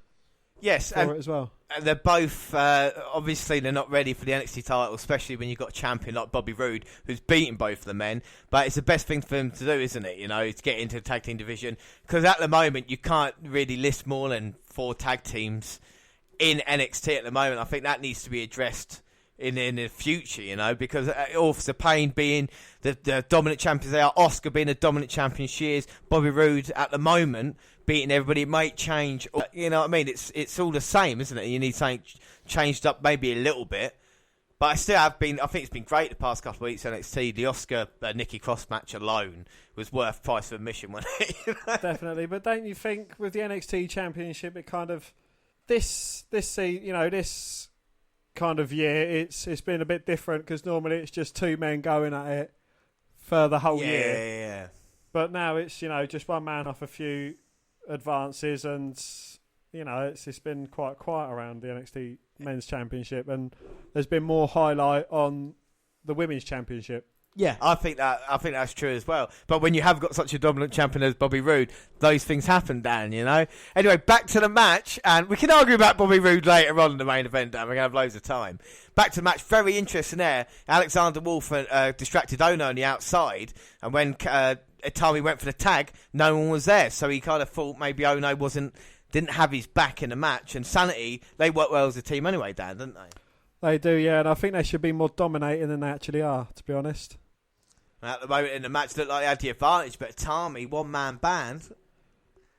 The Northern Light suplex there. Can he get Wolf? No. Oh, manages to get to the rope and break up the 3 count. He doesn't. Ono wants a tag. But Itami's like, well, you weren't there for me, so Sodja, I'm on a little roll now. I can beat him myself. What's he going to do? Suplex? Oh, lovely variation of suplex, goes for the cover, but Dane with a running senton takes out Itami. Ono's in to help his partner out. Who's going to win this battle of strength? Oh, well, it looks like Ono's won it with a big boot, sending Dane to the outside. See, now Cassie's saying to Itami, "Come, what's the problem, man? Just a tag. Easy enough." And straight to the referee, just saying, "Get in your corner." Oh, now big boot to Ono's head, sends him off the mat, off the ring apron. I weren't paying attention, but Itami with a combination. Oh, big running kick there. Takes Dane off his feet. Young sent all the way back to the corner. Now up for the GTS. Oh, but a blind tag in from Dane. Itami didn't see it. Yes. Oh, and now he sees the big Dane with a flying crossbody. Oh, shit. And that finished off Itami. That's like an automobile crash. You know in the films when you see the car taken out by the bus? That's what it was. Well, Dan, what do you think of the match? I thought it was quite an interesting match. I think it started a bit of heat between Itami and Ono. But, it'd be interesting to see where this goes. And Sanity have finally got a victory. Well, they look happy about that victory, and fair play to them. Like I say, not a bad way to start off episode 400. But up next... Well, we go to the Performance Centre, where the media is interviewing Ember Moon. And she talks about the ultimate goal being Asuka and the championship. Ruby Riott interrupts and says that Moon had her shot, but she has still yet to get one. Ember seems to be fine taking her out on her way to Asuka. And then we see footage of last week's last woman standing match for the NXT Women's Championship, in which Asuka retained her title after a huge spot off a ladder through the table to keep Cross down for the 10 count. Asuka's been on social media lately saying there's no worthy opponents for her on NXT and that she'll return when there is one. Well, when this popped up in the old timeline this morning, I wondered if this was just the latest bit of trash talk from one of the longest reigning champions in WWE history, or the start of something more. And a follow-up story on WWE.com was seen to confirm the latter. It appears there may be some time before Asuka is back on WWE Network Wednesday night staple, unless, of course, soon makes herself known. Who will be the next person to try to dethrone Asuka? And how long will it take to find a challenger that can meet Asuka's expectations? Yeah, a couple of interesting things about it. It seems Asuka's had to go through Nikki Cross to get to TakeOver. Looks like Ember Moon's going to have to go through Ruby Riott to get to TakeOver as well. So when we saw them both debut, they're actually there as like challenges before we get to the big payoff. This creates some really interesting possibilities, Dan. Signs have pointed to a showdown between the Empress of Tomorrow and Ember Moon for a while now. Asuka did need to bend the rules to defeat the Master of the Eclipse in Orlando and made a point of removing her from the picture heading into Chicago. But if WWE wanted to call an audible and debut someone new as her next challenge, this would be it. Perhaps someone from the upcoming field of the Mae Young Classic? Or what if the move is to promote Asuka while she's still undefeated and use the upcoming tournament as a way to crown a new NXT women's title holder? A lot of possibilities, all because no one is ready for Asuka. Well, backstage interview with Drew McIntyre, and he looks forward to tonight's title match, but wants to join the lineage of NXT champions who have set the world on fire and went on to lead the industry. Can I ask you a question, sorry, just regarding to the Asuka title? Who was the champion before? She beat Bayley. Yeah, it's only because I got the predictions wrong. The women in NXT have done better than the men. I would argue. People say the Wyatts in it, but they weren't there long enough to actually have an effect. But we're not talking about that now. We're talking about Drew. Anyway, so yeah, he wants to lead the industry. Well, there's a recap of the Ciampa Gargano saga from NXT TakeOver Chicago. Announced that Johnny Gargano will return to NXT next week. Yeah, so it'd be good to see Johnny and his take on what Ciampa did to him. Then we see Kayla Braxton. She's interviewing the iconic duo, Billy Kay and Payne Royce, who look a bit somber. They talk about their transgressions lately. There's some yelling in the background, which ends up being Andre Almas and Thea Trinidad. They walk away, and Almas calls her loca. Crazy. Yeah. Footage of Bianca Belair's qualifier match for the Mae Young Classic, where she deleted Nymph. She deleted Nymph? She delete.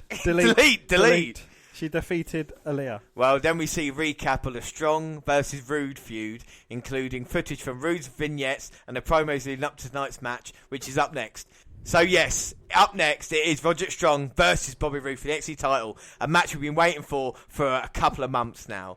And we see Strong backstage, and he's short-spoken when interviewed before his entrance, while Rude says Strong has been living these last few weeks. Rude says Strong is about to face his reality on the opposite side of the ring, which is glorious. Speaking of which, I get one a month, now it's time. Just think, the last time we saw a glorious entrance, Dan, we were live for it, eh? Times are changing.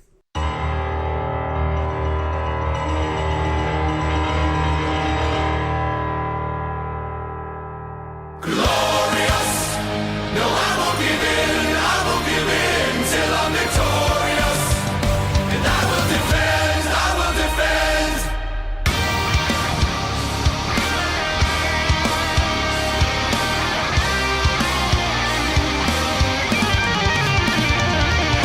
Glorious! No, I won't give in till I'm victorious. And I will defend, and I'll do what I must. No, I won't give in, oh so glorious. Until the end.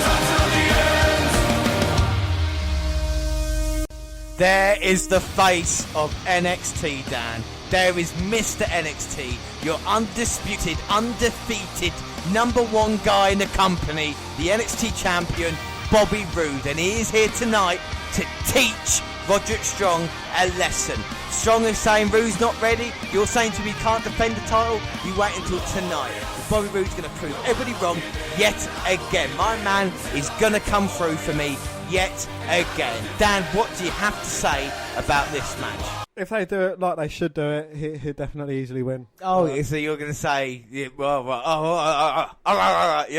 Roode is going to lose. Well, do you know, you don't like Bobby Roode. I know that. And you never liked him. And you've always discredited him. And yet, Bobby Roode has gone there, successfully defending his title, successfully going through. We've got SummerSlam coming up, NXT Brooklyn 3, where Roode will successfully defend his title again, and then we'll move on to November, successfully defend it. And when will you understand? He's like Asuka, right? That he just can't be beaten, Dan. There is no one that can beat. There is no one that can beat Bobby Roode. And I know you're saying Roderick Strong's going to do it. You're wrong. So what's Strong have to do if he wants to beat Bobby then? He just has to carry on wrestling the way he has been. Remember that he's not only doing it for himself, he's doing it for everyone in the NXT community that wants to see Bobby Roode, boring Bobby, dethroned. It's not about that at all. Roode is untouchable in the division. I'm not going to discredit Roderick Strong though, because he has been on a hell of a roll recent times. You know, beating Eric Young at TakeOver like he did. He's not lost now for a few months.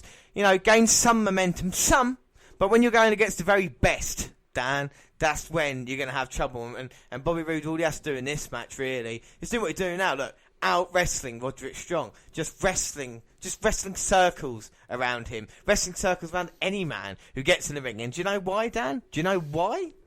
Why? Because, Dan, because he is glorious. Oh. And we've seen what happens when he showboats in the middle of the ring. He gets kicked.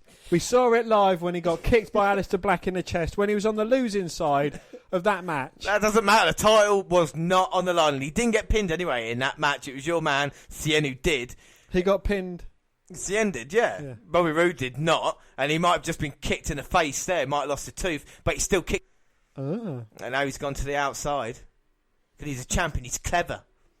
Oh, okay. Stop doing that, Bob. He's just trying to escape from the beating that he's going to get from Roderick Strong. Strong throws him back into the ring where he's got nowhere to escape. And he doesn't need anywhere to escape because Bobby Roode just wearing down Roderick Strong now. The big, strong forearms to the back. The kicks. Oh, look at Bobby Roode go for leapfrog. Oh, no. Oh, he gets caught by Roderick Strong and that lovely backbreaker. And I mean, Roderick Strong is the master of the backbreaker. He is. But Roode's got to try and avoid that. And he does, getting out of the ring. You see, powers out of the ring. He's shown experience. He's folded clever. up in pain. He's clever. He's smart. That's what he does. You know, I'm sure Jinder Mahal's watched Bobby Roode's matches, how to defend the title, and learning stuff. Roode's there to help everybody. You know, he's not just my champion, Dan. If you accept Bobby Roode into your life, then you can have the great experiences that we do. You know. We're back after the break. Look at Roode just beating up on Roderick Strong. Second rope now. Oh. Taking a page out of John Cena's book there. Bobby Roode wrote that book and he hits the Buff Blockbuster off the top and he's going to go. Doesn't need to pin him because he's wearing him down. Kick to the midsection. Roode knows what he's doing. And Roode's just in such great shape. Well, you need to be in good shape to deliver a couple of kicks. Well, devastating kicks from the Glourious One. Look at that. Look at that, throwing him head first into the turnbuckle. Oh, holding that injured back though. A couple more backbreakers from Roderick Strong. I don't think he's going to be able to keep that title within his sweaty palms. I have never been worried once about Roode losing his title. All right? Never once. You go back and listen. Never once have I panicked. All right. And I won't tonight, Dan. I won't in this match because Roode is in control and he's going to suplex him. Oh, no, but Strong manages to block it. He's going to suplex him. No, he blocks it again. Bobby delivers a couple of blows to the back of Strong. He's got him. Oh, no. Roderick Strong with a backslide and with the back breaker. No, quick, get out of there. Oh. Rolling out of the ring again. Well, I mean, he wasn't in trouble, but he just made sure, get harm's way. He'll be fine now if he gets his breath back. Because he's a clever champion. Looks like Roddy Strong. Oh, baseball slide through the second rope, sending Bobby Roode halfway up the entranceway ramp. Come on, ref, get him in now. This is not a no DQ falls count anywhere. Come on, he's beating him on the outside. This is not a championship. He's going to beat him all around that arena. Championship ring. Oh my God, right in front of Roderick Strong's family as well. What kind of message is that, Roderick? Huh? Genius. Pure genius. Roode led him to the bit in the ring that he wanted to go with a staring post. Takes advantage. Yes. And Roderick Strong there in a very uncomfortable position gets kicked with his leg in between the steel steps and the ring post. Yeah, now, what's your wife and daughter going to do now, huh? What's your mum going to do now? Is she going to help you? No, look at Bobby Roode. Right, how come they're allowed to stand up? Yeah, everyone else has to sit. I don't know. Look how clever Bobby Roode is. Just working on that leg, just wearing Roderick Strong down. Can't hit any backbreakers on the canvas, can he? And I know you say Bobby Roode's boring. He's methodical. There was no better experience than watching Bobby Roode successfully defending his NXT Championship, Dan. And that's what we're going to have tonight. I mean, Strong, fair play, son. You've been all right past couple of months, but now, like I say, a champion, and anybody in the future going up back Bobby Roode, I'll say the same thing, right? No one is on Bobby Roode's level at this moment. Do you know what? I'd rather watch a tag team match of Fandango and Tyler Breeze going against Enzo and Big Cass. You know, sometimes you can really hurt my feelings. I had to watch 9 hours of Randy Orton stuff, right? And nearly slipped up there. Did I? Nearly had me walking out of this fucking room. Yeah, did I? Which is coming up in a couple of weeks' time, you know? The entertaining man in that ring is the dancing referee. No, it's not. It's your reigning, defending NXT champion who slowly, methodically, is just wasting that left leg away from just because you've got long hair and a fucking ponytail, it doesn't make you Paul fucking Heyman, all right? And he's not your Brock Lesnar. It's Paul Heyman. Roderick Strong doesn't need Paul Heyman in his corner because that's how good he is. Look at him shouting in Roderick Strong's face. You're not on the level. You're not NXT Championship worthy. Bobby Roode there tried going to the well one too many times, but gets punched in the face by Roderick Strong. Yeah, but look at Roode now, just working a leg. And now Roderick Strong elbowing him in the back of the head. Yeah, but the leg hurts too much, doesn't it? You know, and that's what Roode does, clubbing blow. And now Roode got him up. Oh, Strong with a backslide, goes for the cover. 1, No, 2. no, shut up! Oh, nearly had a new NXT champion. Now, but we did. Roode knew he made sure to put Roderick Strong down on the canvas for that huge clothesline there. Fair play, Bobby Roode. I wasn't panicked or worried. Look at Roode checking himself. You know why I wasn't panicked or anything like that, Dan? Because Bobby Roode is glorious. Bobby Roode now working on the leg. He's going to rip that leg off and hit Roderick Strong's family members over the head with it. That's what Bobby Roode can do. But he's not. But he's not. Tap out, Roderick. Tap out. You've only got one way this is going to go. Oh, Jesus Christ. I think I see one of Bobby Roode's teeth go flying out there. Thunderous kick to Bobby Roode's smug face as he's trying to tear Roderick Strong's leg off. Roderick Strong can't do anything. Doesn't matter. Roode just checking his face, making sure it's all right, getting his head together, right back to the attack. Oh, but Strong was just playing a bit of possum there. I like possums. And he drags Bobby Roode face first into the second turnbuckle. Yeah, Roode will be all right. He's just getting his bearings. Go on. That's it. Beat him to the punch there. He's fine. Oh, but I think Roode's still seeing stars. No, there you go. Roode knocks him down. He'll be all right. Nope. No, Roderick Strong replying. Oh, 3 right hands. Come on, Roode. That's it. Reverse the Irish whip. Well played, son. Oh, gets taken out by a clothesline though. Come on, Roddy Strong. Oh, no, he's been right. Get up fast enough. Oh, shit. Oh, another clothesline and an elbow to the head. That's it. Reverse the other Irish whip. You'll be fine. Uh-oh. Oh, holds on. Roode runs into the boot and a lovely step up in Seguri. Oh, no, don't get him up. Angle slam. Come on, Roddy. Come on, Roode. Stop getting up. Watch Get out. some life into your leg. This could be it. Oh, but runs into an elbow. Fair play, Bobby. Now his second rope. He's going to hit the DDT, maybe. Oh, my God.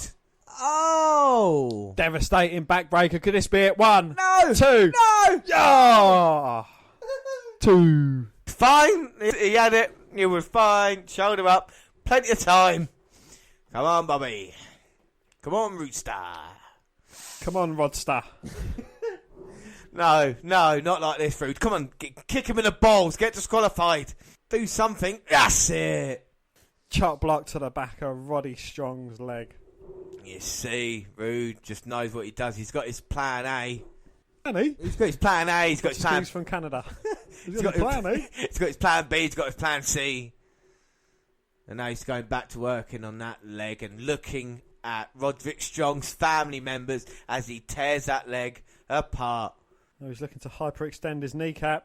Oh, no! Roderick Strong with a kickoff. Oh! And a roll up there, but only gets a 2 count. 2. Oh, my word. Look at that. Better than anybody else's. Roode puts him away. Oh!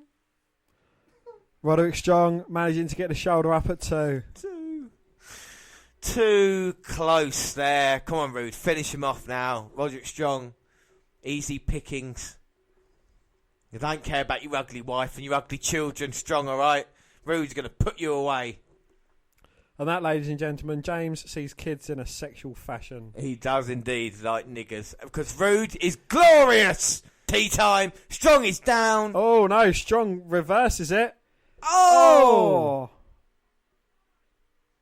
No! 1, 2. No! Oh. Yes! Unlucky Roddy Strong. Oh my God, I don't even know what that move was called, but that was close there, but Roode managing to kick out. Oh. Now he's just taking his time on the apron there, getting his breath back. Like all great champions, he's not in trouble. Brilliant by Roode, pulling Strong over to the ring post. Gonna make him pay. You're gonna pay. You're gonna pay. You're gonna pay. Dan, there's no forgiveness this time, all right? That leg wrapping around the ring post. Legs shouldn't bend that way, surely. Don't call me Shirley and Bobby Roode in complete control again. Let's go, Roderick. Let's go. Bobby Roode Not going to the top. Oh! And you see why he doesn't go to the top that often. He gets met with a kick from Roderick Strong. Come on, son. Finish him off from the top rope. He's trapped a little bit here now in a second. Oh, my God.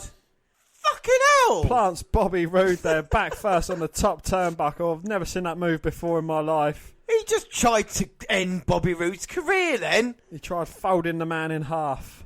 And Roode to the outside and just to maybe now just a tiny bit of trouble. Come on, Roode. 1, 2. Oh! If Bobby Roode had landed inside the ring, I think this match would have been over. I cannot confirm or deny, but the facts are Bobby Roode fell on the outside of the ring, so he is still our NXT champion and lulling Roderick Strong into a false sense of security. So he let himself being picked up for the suplex. Yes! Oh, but Roderick Strong, I think his knee gave way there. Well, a knee by Bobby Roode as well on the top of Roderick Strong's head. Now look at these huge right hands. Oh my God. Roderick Strong responds in kind though with a lovely combination of his own. Oh, nearly takes out the ref. Oh, big knee, but Roode, glorious DDT. That moment of hesitation may have cost him the match. It did, as there we go. Bobby Roode retained. Oh no, Roderick Strong kicks out. What? No. No. What the? Roddy. No. Not like this, Bob. Not like this. Come on, Roode.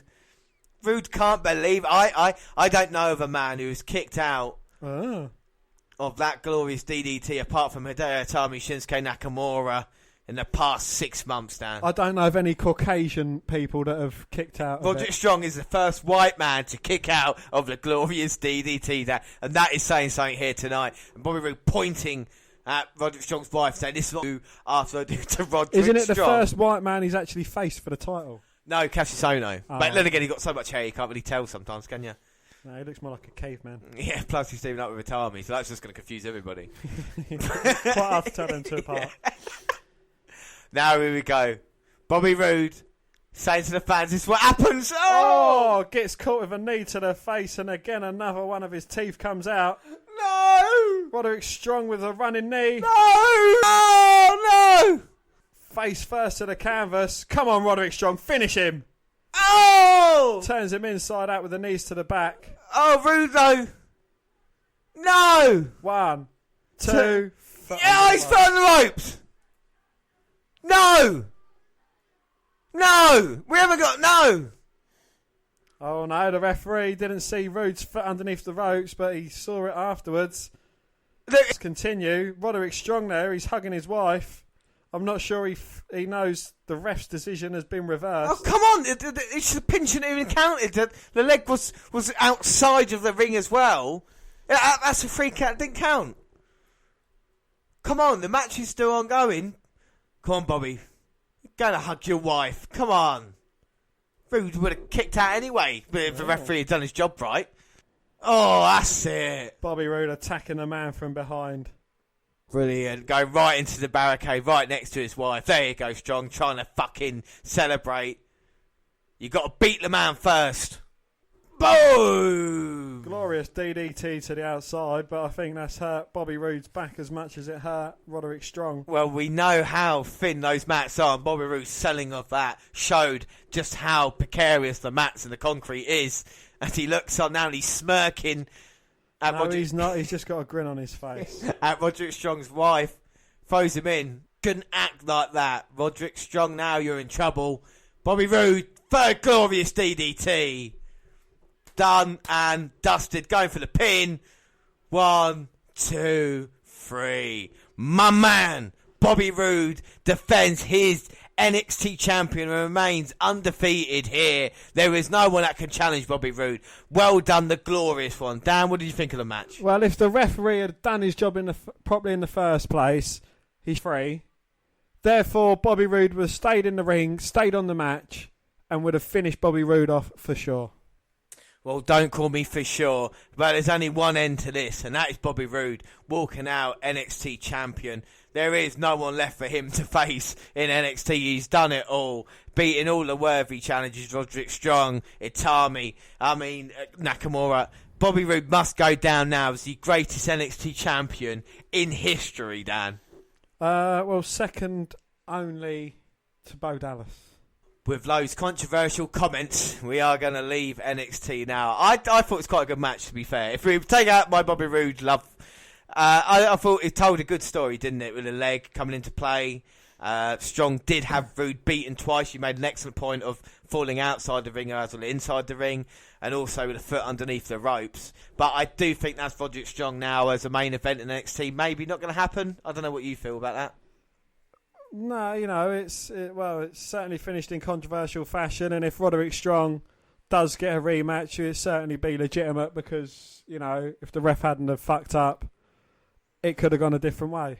Yeah, but Bobby Roode did show his real nasty side there, DDTing Strong right in front of his wife before finishing it off in the ring. But what have you thought of NXT these past 3 weeks? We've seen a couple of big title defences, Dan. What are your thoughts? I think it's been great. I think the standout match has got to be the last woman standing match, Asuka and Nikki Cross.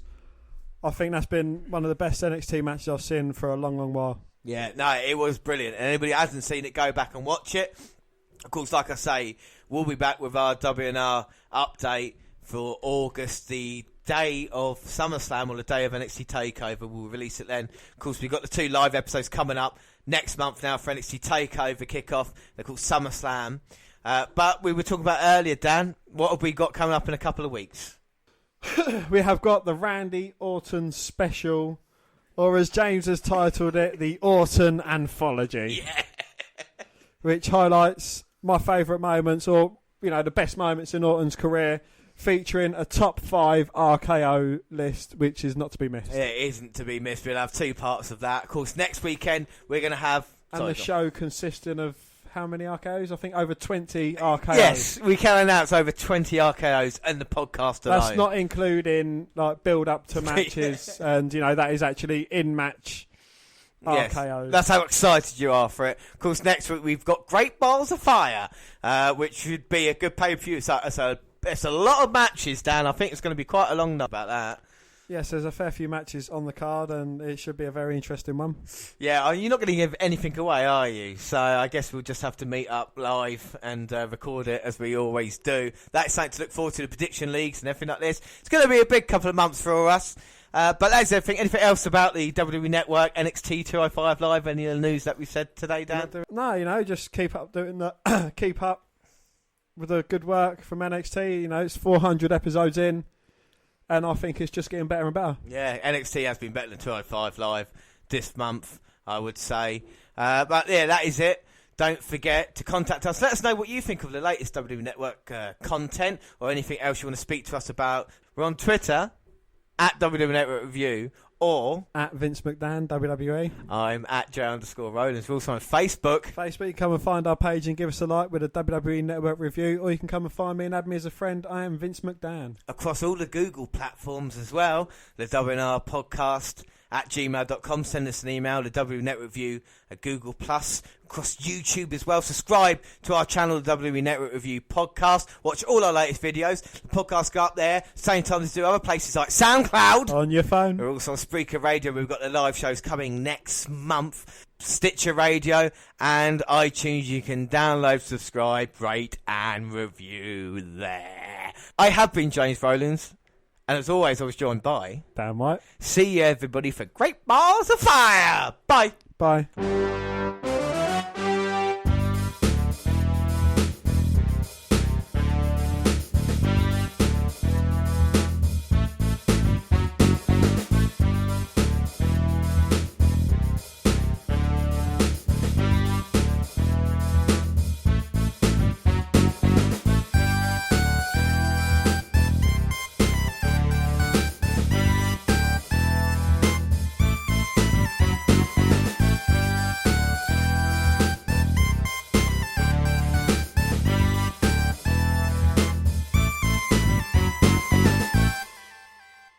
James, what have you been up to recently? Weird you asked me that, Dan, because before we go, I just want to say that I saw Tom Jones yesterday in concert, Dan. Oh, did you? How did that go? That was good. Do you know something? I actually recorded a little something of what he said. Do you want to listen to it? Yes. Yeah, okay. Well, let me play it quickly. Got a lot of girls in my team. Hello, Canterbury. I'm Tom Jones. Is it working? It is working, isn't it? I just like to say that I love the WNR podcast, and it's not unusual, you know. But what new, Pussycat? And what's another song? Think I better dance now. So there's the clip, Dan. What did you think of that? Oh, that was brilliant. Unbelievable. I can't believe Tom Jones. I couldn't believe Tom Jones, That actually. was definitely Tom Jones as well. Oh, no impersonations here whatsoever. No good impersonations here whatsoever, you know. That was an awful impersonation. Just saying. We never do anything.